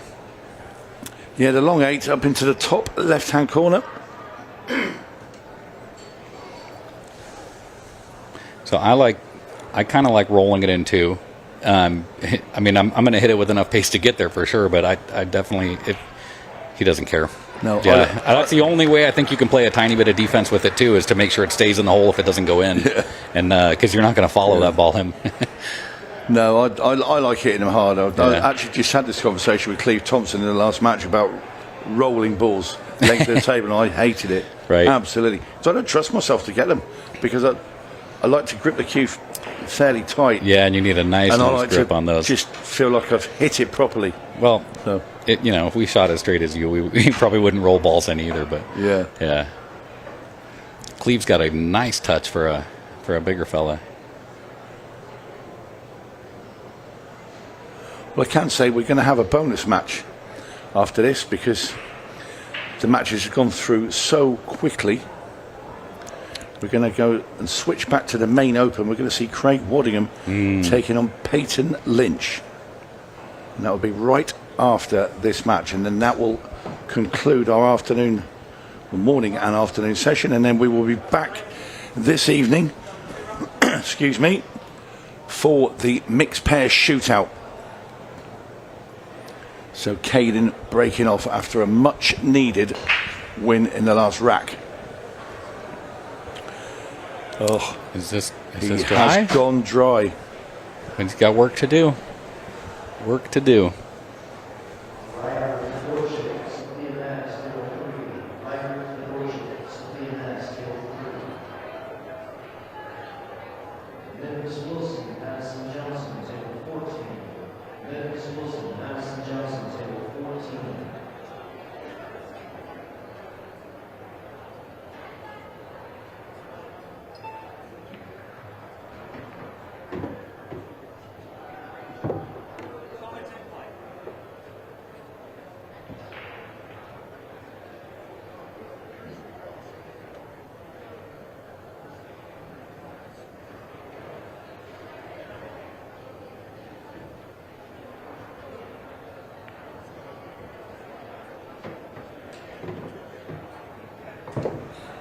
All right.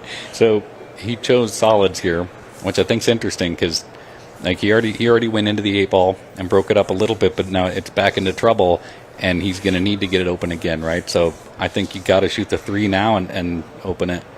He had the perfect angle for it. Yeah, he did. He's still got it if he's just got to punch a little harder, but he's going to run out of chances to get it open. You've got to address your problems from the outset. Yeah. Never leave them till late. I like the fact that he is trying to get the 2-ball open before the 8-ball, but he's running out of chances. The 2 does pass on the top left if he can get himself underneath it. Well, he can probably go into him now. Yeah. Maybe. Or play short side. Watch this. Oh. Yeah, it was. Should have gone a lot earlier, tried to move. All right, well, we got some pool to play in this game. Yeah.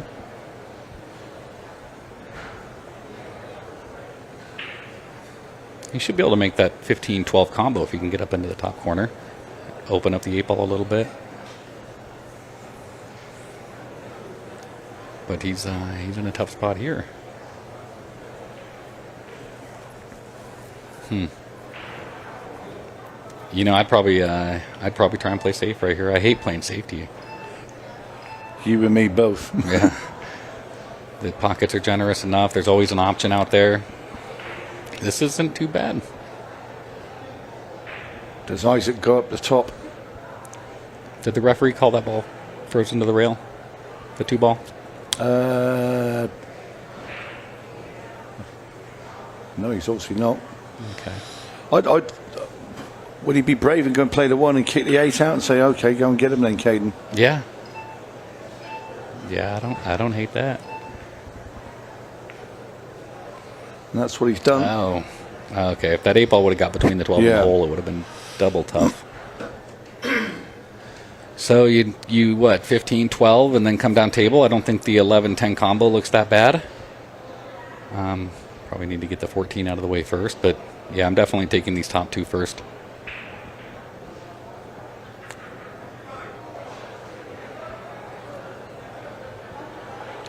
Nice.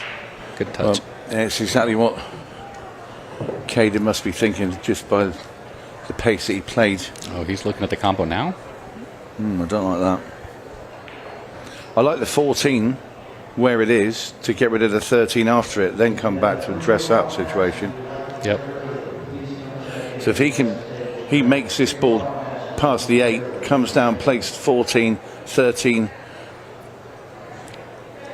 Maybe try and kick into 10 and 11. I think he's from looking the 13. I think he's looking 14-13 before the 9. Yeah. But if you play the 13 and just gently come into the 10 and 11, you're going to be on the 9. And the I think whole time, yeah, good call. That's just me. Yeah, it looks. I mean, he might try to go into him now and have the 14 there. Yeah, that's not a bad shout though. He likes this combo. Yeah. He's been looking at this for a few few shots now. And he definitely recognizes that if it doesn't go in, he should leave enough traffic at that bottom left corner that Isaac's going to have his work cut out for him to get that 2-ball. And, I think the 13 passes. I mean, not right now maybe, but I think it can go past the 2. Yeah, right now it'll slide in there. I'll tell you what, it's close, isn't it? Yeah, Kaden's not afraid. Yep. Never a doubt. Well, this is going to get Kaden back to level terms with Isaac Garcia.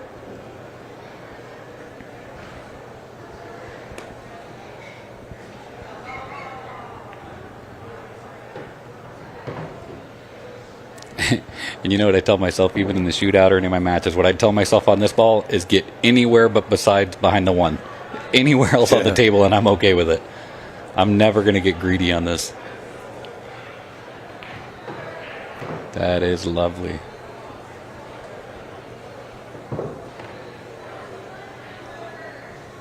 All right, all tied up.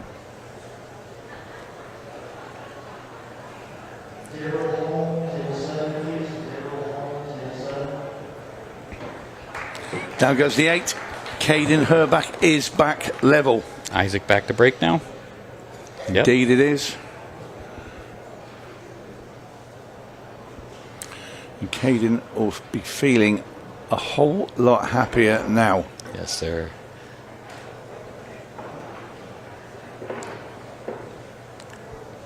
Have we had a 6-ball shootout? We haven't. We're not going to get one here either with 23 minutes and 29 seconds left as well, Eric. I think in the mixed pairs tonight we got a good chance.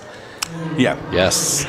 I'm looking forward to this event. I'm not playing in it, but I'm really looking forward to some of these teams. Yeah, well, you win the last one, weren't you? For a few games. Yeah. I can't rewatch that match. I let my partner down.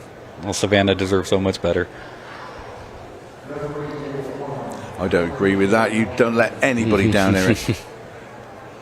It's hard. It's a completely different mindset. We were talking earlier, myself and Cleve again, because we were just referring to what we've got on this evening, and we're saying the sync between Jordan HELFERY and Dave Matlock is like they're on a telepathic wavelength. Yeah. You know, and those are the things. We said you can put the number 1 woman player with the number 1 man player, and if they don't have a good cohesive relationship at the table, and poor chemistry. Yeah, that's it. So it'll be a fascinating event tonight, the mixed pair shootout, which will be played down to the end.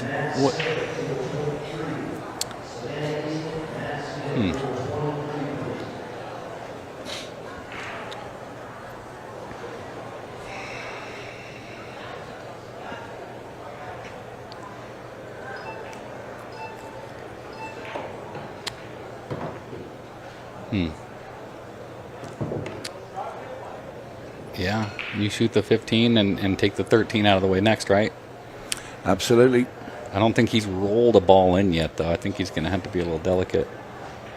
That's as soft as he's ever played one, and it's still a little too much. Still gone too far. Combination of the table, the nerves. Yeah. Oh, he's nice on the 10. That's excellent. Well, he obviously hadn't looked. Yeah. Because he was chastising himself for not getting on the other ball. Oh, that's a bit heavy. Okay. So we'll see what happens with the 13 after he cuts this 9 down the rail.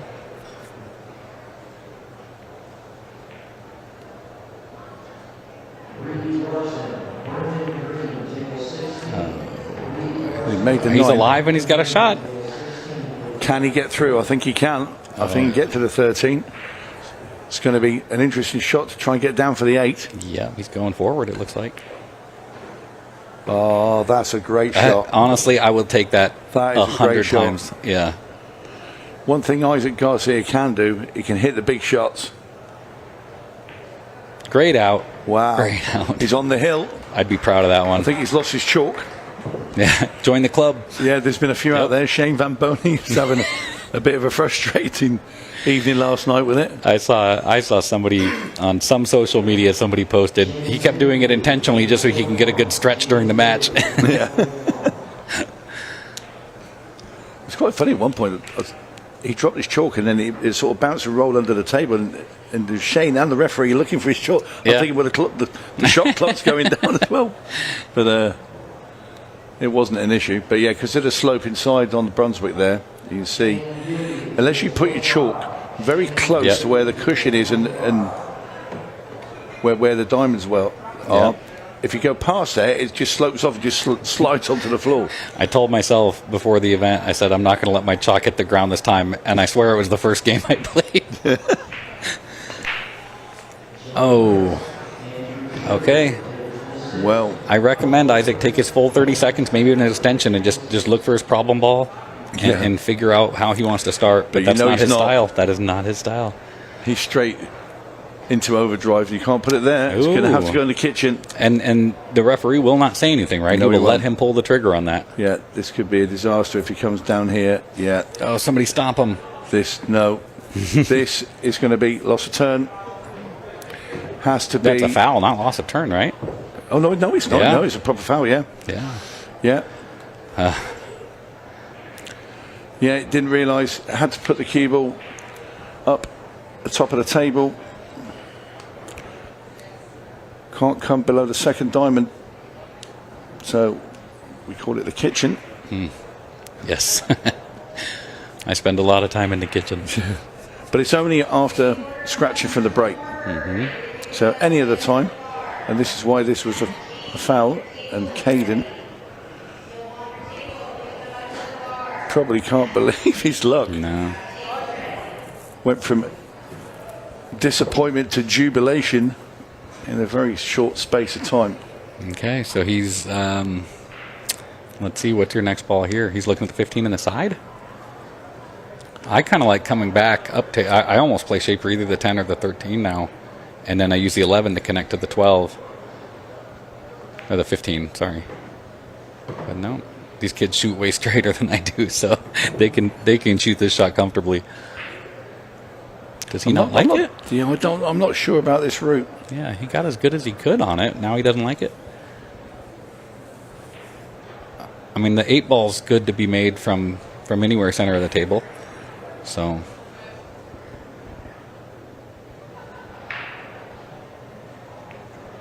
yeah. Okay, maybe a little bit of a safety built in there. I like it. Might get the job done.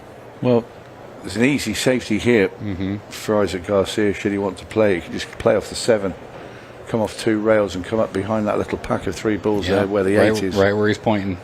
Yeah, I like it. Basically put the cue ball back anywhere down the bottom left-hand side of the table. Oh, he wants to tie up the 8 ball a little bit. Okay. I think he's on for the combination here if he wants to shoot the 11 into the 15. But I don't know how many balls I'm going to take off the table until that 8 ball's open.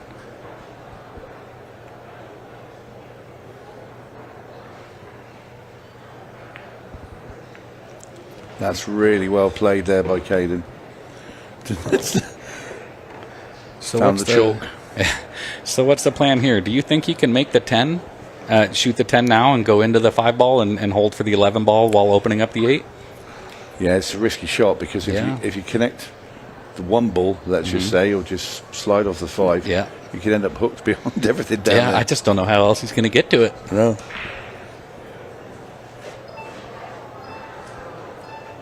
There we go. Well, he chose not to do it. It's smart, yeah. I mean, he knows that Isaac has the same problem. Isaac has more opportunities to open it up, but I would have liked to put the 11 over the pocket to block the 3 ball if you were going to go that route, but and he's daring Isaac to get out here for the win. Isaac tried to crash into them then. Yep. Well, 3 ball. Another opportunity here. Got to miss a 10 as he comes down. Yeah. Oh, that's a big ball. But what do you do here? 6 ball? Oh. Well, that could be good because I don't know if he can make the 6. He's going to look at making the 5 and going into the 1 ball after the 7. You just want to make sure that you don't have to. Oh, came back a little farther than he wanted. Can he play the 6 onto the 10 and pot them both? Yeah, hold for the 5 and the. I mean, And then, the shot's there, you can see. Yep, and then pull back just a couple inches and have the same shot he was just trying to get on the 5-ball. Oh, it's gone for the bank.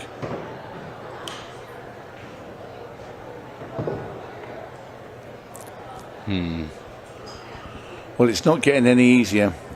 Well, if you're going to go game now, you might as well bank the 6 all the way back behind him, up into the top left, then bank the 1 across, bank the black for good measure. So he knows, you know, as it sits now, the 1 ball does go in the opposite side pocket, but I think that's the only place he can play that 1 ball as it sits now. He's taking his time. I like it. Well, scratched. Okay, so does the 8 ball go clean without moving the 1 in any pocket? Do you know what? I might play the 10 now. If you put the cue ball on the bottom rail, play into the 1 and the 8. It's a big target. Because if you play it, you don't have to play it hard, but firm enough. You're not going to get hooked behind there. Yeah. He likes your idea. And why wouldn't he, Eric? Why wouldn't he? Does he know who you are? I don't even know who I am. Yeah, that's good. Okay, and if he's good on the 13, this is going to be great. He's fine. Easy. Okay, he's going to have to be moving the cue ball. So you just gotta protect yourself a little bit here. You could play it into the 11, can you? Yeah, you can.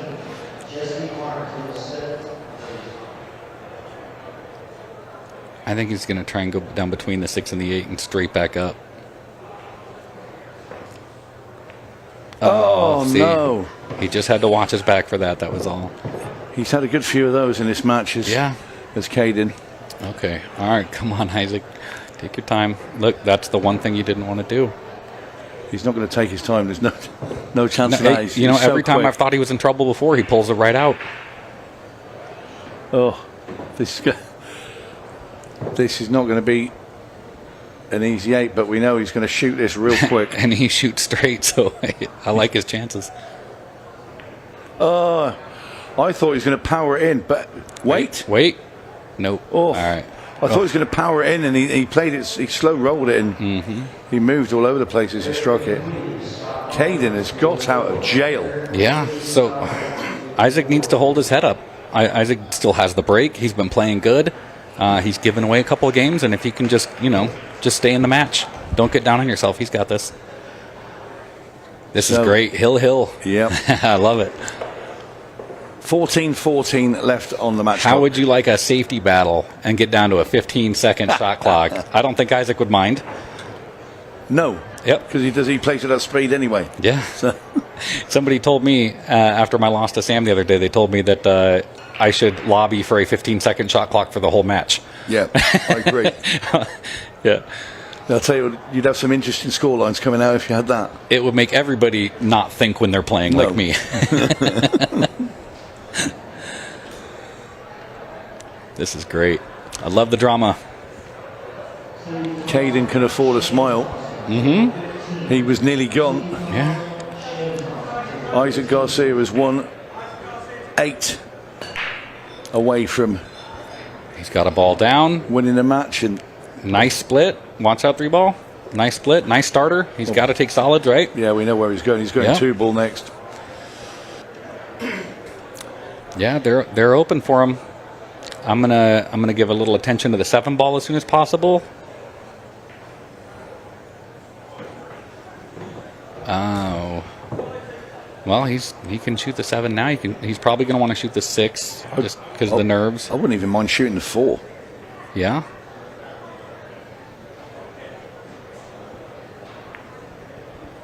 Okay, this is all KADEN can ask for is a shot at the tournament or a shot at the match right now, and he's got it. Just there with Isaac, just a lot of movement as he goes to strike the ball. He sort of lifted his head, which takes your arm off line. That just comes with more development, more heartbreak, you know. Yeah, these players got great futures ahead of them. It's just they're like rough diamonds. Okay, well, interesting.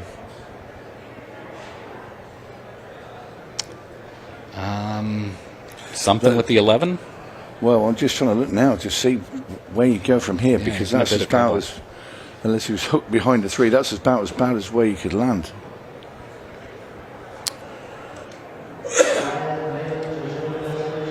Okay.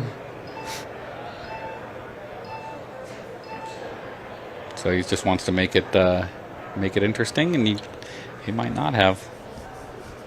Everything still goes. Looks like he's gonna start out with the combination.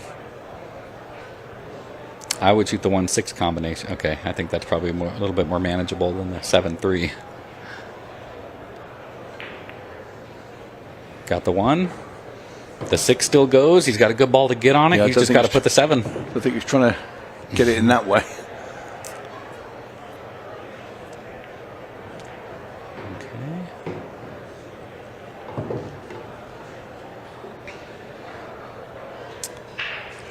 I mean, does he have the soft enough stroke to just nudge the 4 in and hold for the 6, or no? He's going to come up and back up for the 4 ball.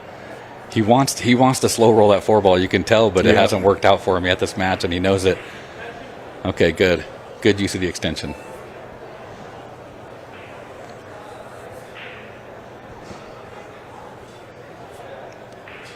I feel for him. It's so hard to shoot when you're not settled, Shoot and he knows he has to. Shoot a 6 now. Oh no. That's scratched. Okay, Caleb will start with the 9 ball.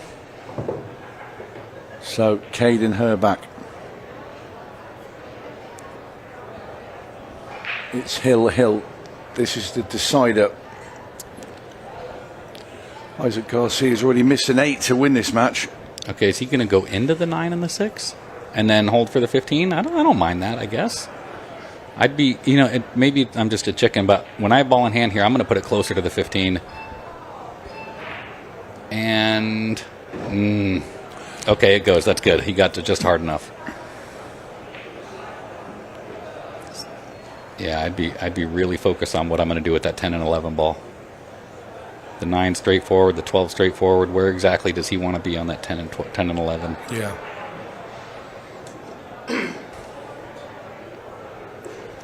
I think we might be going to a 15-second shot clock here pretty soon, Tony. We are indeed. Yes. It's heading that way.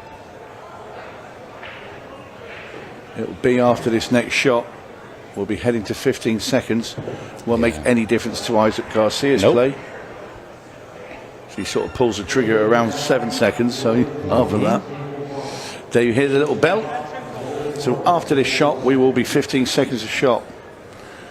As KADEN is having a good look round at the clock.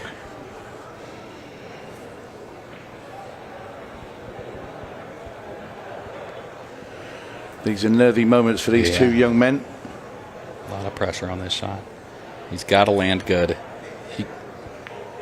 That's a great shot. That is perfect. That's probably his best shot of this Take your entire pick. match. 10 or 11. Take your pick. Yeah. I like the 11 ball. He's realised how quick the clock's going now. Okay, watch your arm. Oh, okay.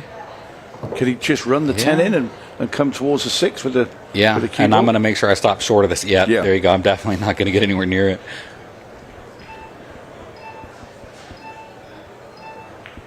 Ooh, took a chance and got away. That's beautiful. So held his nerve together, this 8 for the match. In it goes, and Nice. KADEN HERRBACH does beat Isaac Garcia 4 racks to 3 in a very tight encounter. Isaac Garcia did have a chance the rack before to get over the line, but it is KADEN HERRBACH that wins. Great match. What a good match. It was indeed, Eric. Yes. Right, when we come back, we've got a bonus match. We've got Craig Waddingham versus Peyton Lynch from the main open competition. See you very shortly.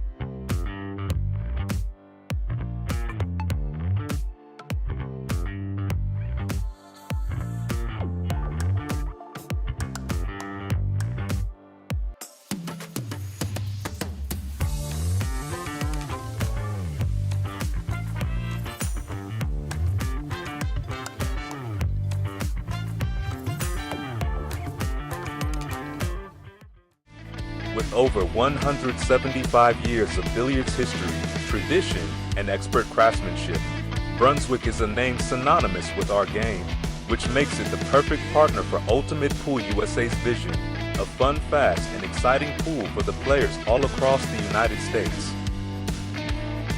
Brunswick, Ultimate Pool USA's official table partner.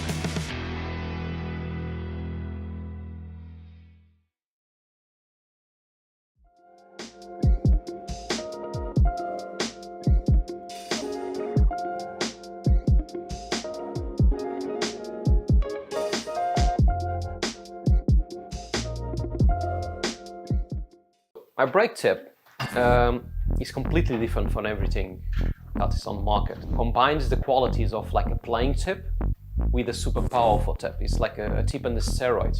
You can open with less power and still have spin and split the pack perfectly, but you can go for the power breaking and you still have control. You just need to know how to do it. A lot of players that they told me that because they use so less power on breaking, they can focus on accuracy, and the rack always splits the way they want. And because they are not using the power, they keep that accuracy and its reliability. I believe that when you're going to buy something, you need to believe on it and buy it perfectly. And on my side, what I believe is, if I'm going to offer you something, it needs to be better than I was expecting me for buying itself. The increases, it's fantastic, it's super good. And they are consistent, they still have power or more power than the normal tips, and they last. And that's what I want. It really feeds me on. When people say thanks and they like the product and they are happy, I feel joy to myself. It's not really just proud, it's just joy. I feel happy.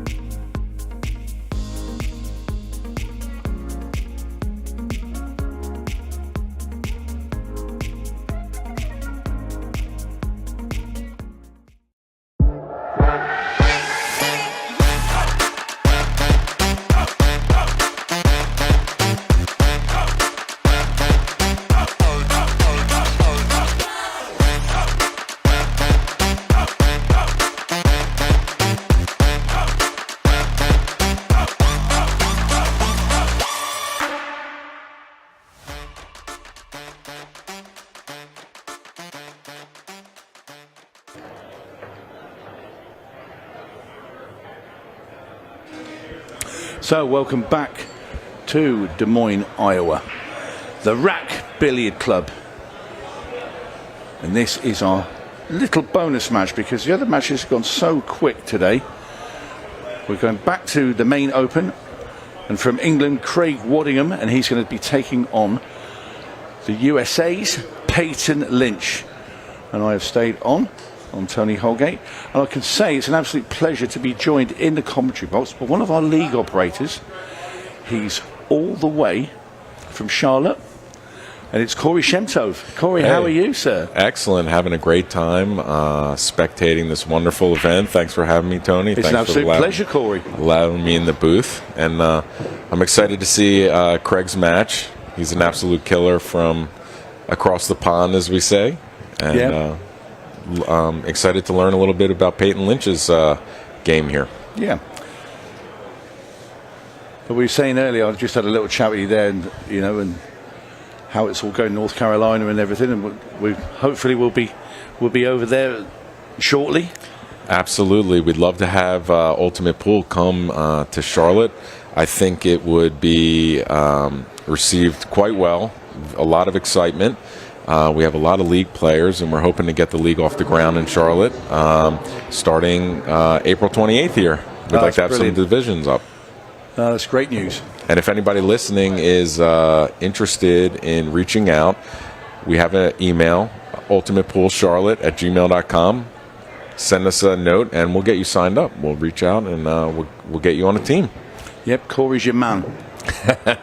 And Pat Dixon as well, Pat, for those in Charlotte. Funny enough, I met Pat in Phoenix, in Arizona. He came over to have a look at the tournament that was going on there, and yeah, I can honestly say these guys are great.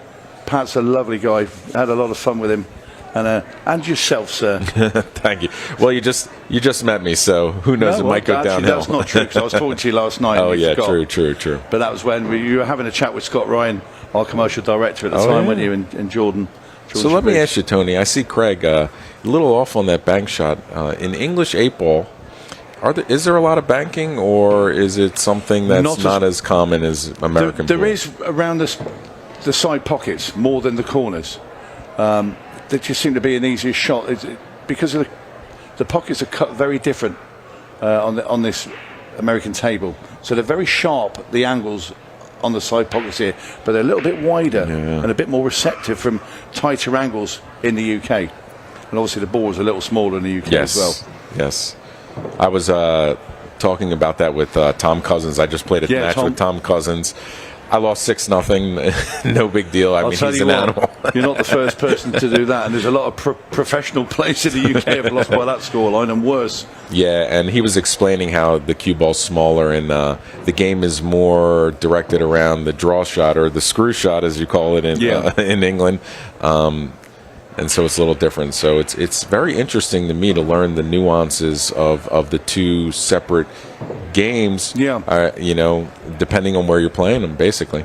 Yeah. Well, Craig, I mean, he's played snooker before as well, and then obviously turned professional at pool in the UK. He came over to Phoenix, enjoyed that, and said, "Well, I'm going to go again." And they love the game. Absolutely. Over here. And Tom Cousins as well.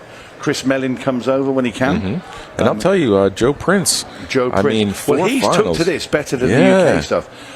And it would openly admit that. In the UK, he's a pro over there, but he's only just turned pro in the UK. He came off what's called the Challenger Tour to make it to the professionals, and he's a very good player.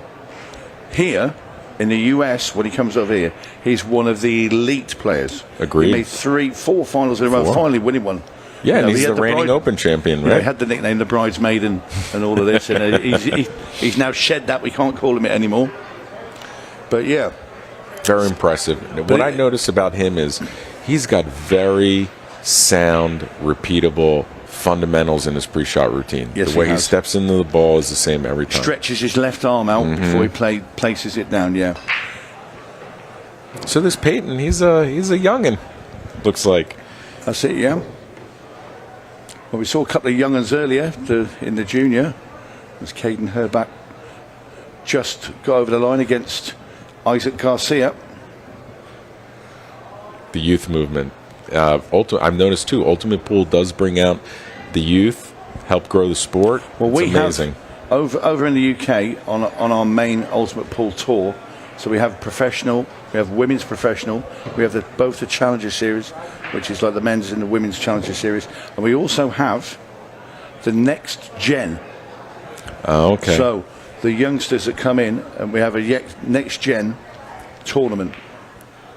And I'll tell you what, there's some players on there you will not believe. Unbelievable.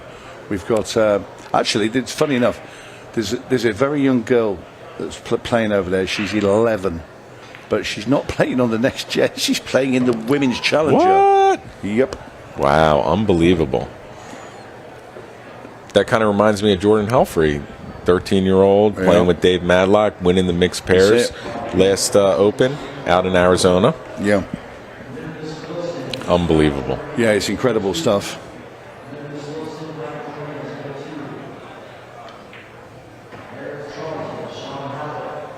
It's definitely a very good experience to play somebody on the level of Craig Waddingham. Yeah. You see, this is the thing. See, Craig's been there around the block, you know, a real settled professional. Peyton Lynch probably not spent a lot of time in one of these arenas, you know, just a little bit, I won't say rushed, but a little bit erratic here and there. You know, you're going to try and second guess yourself. He'll have been playing out there all today and yesterday, but he won't have been on a shot clock. So all of a sudden, that's something else new to take on board. The match clock. I'm playing Craig Waddingham. I'm in a big arena. There's a big crowd out there watching me. I'm live on TV, and all of these things that all jumble up in your head as you're playing, and then you've got to try and play well. You know what I mean? So this is why, you know, the likes of Craig Waddingham, and you're out there. You go out and play Shane Van Boening or something like that. It's incredibly tough, and then add all the rest in the jar as well. And shake it all about, and it's just somebody who's used to the pressure, and you're not. But this is how you gain the experience, because, you know, don't get me wrong, Peyton Lynch might go on and suddenly spring to life, win the match. But what he will take from this, whatever the scoreline is, the next time he comes into this arena, he knows what to expect. He'll be better prepared for it. Yeah. It's all a learning curve. So tell me, Tony, for those not familiar with Craig's games, what stands out in Craig's game for you? What sets him apart? Shot making. Shot making. He very rarely misses pots. Sometimes he can over on the cue ball a bit here and there because he's very attacking and aggressive, but he's very, very good as well.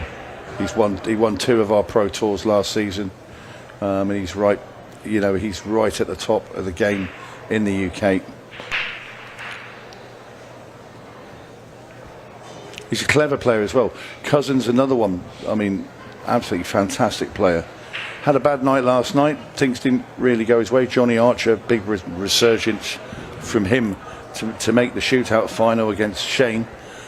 And what an exciting match that was, the final. Brilliant. Well, Johnny Archer went 3 up, and you thought, wow, where's all this come from? But you can never write off a player like Shane Van Boening. No doubt. And I think it goes back to what you said earlier about the seasoning and being in the big spots. And, you know, a lot of players can get down 3-0 and kind of fall apart. But someone on Shane's level with his experience, and Johnny has that experience as well. You know, a couple bad rolls there. You know, he had that scratch on the break, I thought, really changed the momentum in that match. And Van Boening got the black ball off the 8 off the golden break, So exciting. And that match yesterday as well between Joe Prince and Jovan Bustamante. I mean, what great excitement. I was on the comms for that. That was ridiculous. Is that like, you know, the first buzzer beater that we've had in Ultimate Pool shootouts in the United States? I mean, that was pretty sweet. There was one the night before, which was Nick Evans, and he beat it by 3 seconds. But that one last night was ridiculous. Yes. We're talking hundreds of seconds because the referee had to come in. We had to replay tapes. In the end, they got a still of actually, you know, on the film of Joe, when Joe Prince actually strikes the cue ball. So the cue ball's now left Joe's tip, and on the screen when we froze it, so the cue ball is now on its way to the 8. There was 1 second on the clock. You can actually see it on the screen. So fantastic. But it was just about to disappear. So we're talking. It was less than a second. And I think that's what's great about Ultimate Pool. It brings this whole new wrinkle. I mean, we're talking about buzzer beaters and excitement that previously pool didn't have, and that's really what drew me to Ultimate Pool, to want to have a league, to what drew me to come out. Originally, I came out in the Louisville Open, and I was there, and Justin Bergman was playing Payne McBride, and it was an even up match, and there was 3 seconds left, and Justin broke in the 8-ball to win the match. I with actually time saw expiring. that on the TV at home. Yeah, I actually, like, if you rack the tape back, you'll see me giving Justin a high five. But these are the kind of things that I think that are just fantastic, and is why I think Ultimate Pool is the future of the sport. I do as well, and it's not just because I work for it, but it's so entertaining, and for the spectators, for the players, it's, you're playing on the edge all the time, which is what people want to see. People want to see a bit of emotion, and great 8 there from Craig Waddingham, and a good run out. That's that shot making ability we were just talking about. Yeah. Well, he got to the final in Arizona. So, again, not a great shootout performance, or not a great day at the office for him in that respect, but like I say, because these events, you've got multiple chances to win. So you're in your shootout, if you're lucky enough to get the invite, but then you've got the Open, and then there's the mixed pairs, we've got that tonight, and that's the shootout mixed pairs, and that's brilliant. And then also there's the second chance single elimination tournament for those that don't come out of the group, which I think is also a great value. Right, so when you enter, you sign up to play in one of these Ultimate Pool USA events. You know you're going to be there for the whole duration of the tournament. You're not just going to go up, show up on a Friday, lose a game, and go home. Yeah. No, you're coming. You're doing this. You're doing that. You're playing. So for a pool enthusiast, it's great. And the people are fantastic as well. There's people getting to meet new people from other states, Absolutely. and it's just fantastic. And Ultimate Pool's really building a community. This is my 3rd event I've been to, and I see the same people coming again and again and again, just having a great time. Somebody described it and said, when the train rolls in, Ultimate Pool USA, we pick up more passengers, and the train just gets bigger and bigger and bigger as we go down the track, and it's a great point. Well, a little bit of safety play here between Craig and Peyton. I was told very early on, if you're going to play safe, you better play safe early. And the level of pool that's going on here in this tournament, if you don't play safe and you miss and all your balls are gone, you're getting run out on. Yeah, no doubt. No, there's no doubt about it. So how's your game anyway, Corey? My game is, it's my game. I don't practice and I have fun. So let's just say I have a fun game to play. That's the best game. Yes. I don't take it too seriously. I almost got a couple racks off Tom Cousins. My goal was to get 1 rack. I came close, but it was a great experience. I was telling my friend, I was actually talking with Pat Dixon.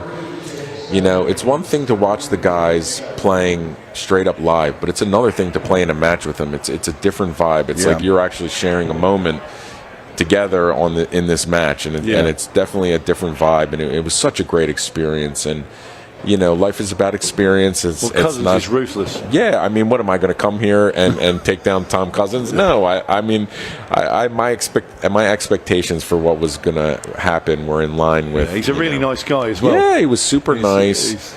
But when he's on that table, there's a switch. Yes, and it's just play the match. There'll be not much conversation, which is right. Yeah, he's constrained. He's a professional pool player. Yes. It was funny too because in the 5th rack, Tom broke dry, and he kind of made a comment about, nobody's breaking balls. And I said, nobody made any balls on the break. He's like, nah. And so the last rack, it was my break, and I kind of made a joke. Hey, if I make some balls, I'm probably a better breaker than Tom Cousins. And I made 3 balls on the last break. So hey, you know, that's it. You got to find the silver lining in life, Tony. Absolutely. No, it's a nice group to get, isn't it? You get one of the big boys in your group, and you get to play them. It was absolutely worth it. Worth the entire trip. Yeah. And I feel like Peyton's in that mode right now. I'd like to see him get a rack here. He's certainly got a path to victory. Just wants to come back a little bit further. That's okay. He can make the 7. Just got to just dig a little bit underneath the cue ball here. Just hold a little bit for the 6. I think he's trying to play. Is he playing a bank? Well, he obviously didn't like the cut. Definitely he took on a very tough shot there. And the unfortunate thing for Peyton is where he left the cue ball, which was right bang on where if Craig Waddingham could, he'd pick it up with his hand to put it down. He would probably put it there. No doubt. So and I wonder if that was the right pattern he chose. Maybe he could have just floated the cue ball up on the prior shot to the 7, played the 7 in the side, and rolled on down to the 6. Yeah, I agree. And that's also part of experience, right? Yeah. There's going to be some nerves out there for Peyton, and it's very, very tough. Like I said, it's easier for us when you're under the microscope. Yeah. Yeah. For him, he's in the match, but I'm the greatest armchair quarterback in the United States. So. Yeah, and to be fair, I haven't missed any pool balls from up here. Yes, exactly. There's Peyton. Looking a little subdued. Just wants to get a rack. Yes, we got to get him a rack. Come on, Peyton. Rack, Peyton. You can do it. I mean, the crowds here all weekend. Massive, is it just amazing? Just shout out to overall the Ultimate Pool team. The entire team, the production team, the managerial team, the social media team, growing the game. As a league operator, I truly appreciate all that goes into it, and it makes me very proud to be part of the movement. Let's call it a movement that's going on in pool. It is. All right, Peyton. Ball in hand in the kitchen, but you can shoot in the kitchen, which is a very cool rule. Yeah, don't do what Isaac Garcia did, because he did forget that. And when KADEN scratched earlier and put the cue ball into the middle of the table to play his first shot. Oh, that's a lovely shot there from Peyton Very Lynch. nice. The one Slow ball ball, man. Got some great power into that. And this is it. It's now time to forget the nerves. Just take the handbrake off and just let the arm flow. Now just go for it.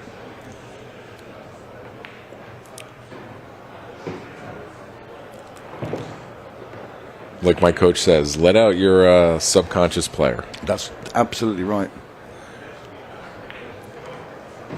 Thing is, he likes to play with a bit of pace, does Peyton. And the thing with this TV table is that cloth is so slick. When you've moved from the outside table onto here, it's tough. And Slow up for my man. I think he's got the shot on the 14. Yeah, he looks okay. He wouldn't have been down so quick if he didn't.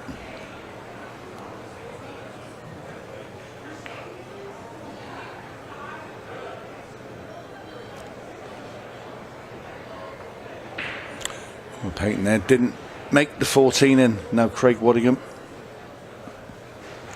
The Silver Sniper. I love it. Silver Sniper. And by the way, too, I was noticing the other day that you can go on Jam Up and get all these cool jerseys that all the guys are wearing. Yeah, they're great. I'm loving the new Top Cat jersey as well. Very cool. Yeah. The Silver Sniper. I saw Cleve with the blood fire. Blood fire. It's a little aggressive. There's a good few of them from the UK. Chris Manny, the Magician. The Welsh Wizard, Jordan Shepherd. And what's Declan wearing? Declan, the Destroyer. Yeah. Stevie Dempsey, the Hammer. They're all there. Yeah, no doubt. You have to come over to the UK and watch one. Oh, I would love to. I was talking with Scott and Jordan this morning. I would love to come out and see an event, one of the major events. Yeah. I would love to come and do that. Next month we're in Bolton. There we are. Yeah, it would be. Yeah, that's one of our new arena events. We just had the first one at Wigan, and it was a fantastic success. Huge arenas.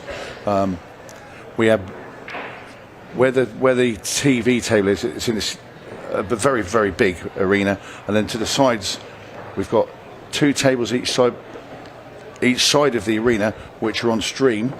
Then we have the other pro tables over there, and then you go into this massive room with another 72 tables in. What? And this is for the Challenger tours. So, and for the women's Challenger, men's Challenger, and the next gen. It's amazing, and the setup was brilliant. It was because for the TV table you got a big sort of like tiered seating, so you look down, and it's just a brilliant event. And that's where we've moved to now. So the next one is in Bolton it's called the Tough Sheet Stadium. It used to be the Reebok Stadium, which was Bolton Wanderers football ground. Oh, so really? They were, they used to be a Premiership football club. They're in League One at the moment, so they've had a bit of a tumble. Relegated. A couple of times.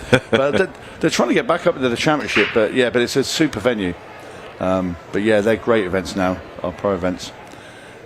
Yeah, each time it's just building on itself. It's like a snowball rolling down the hill.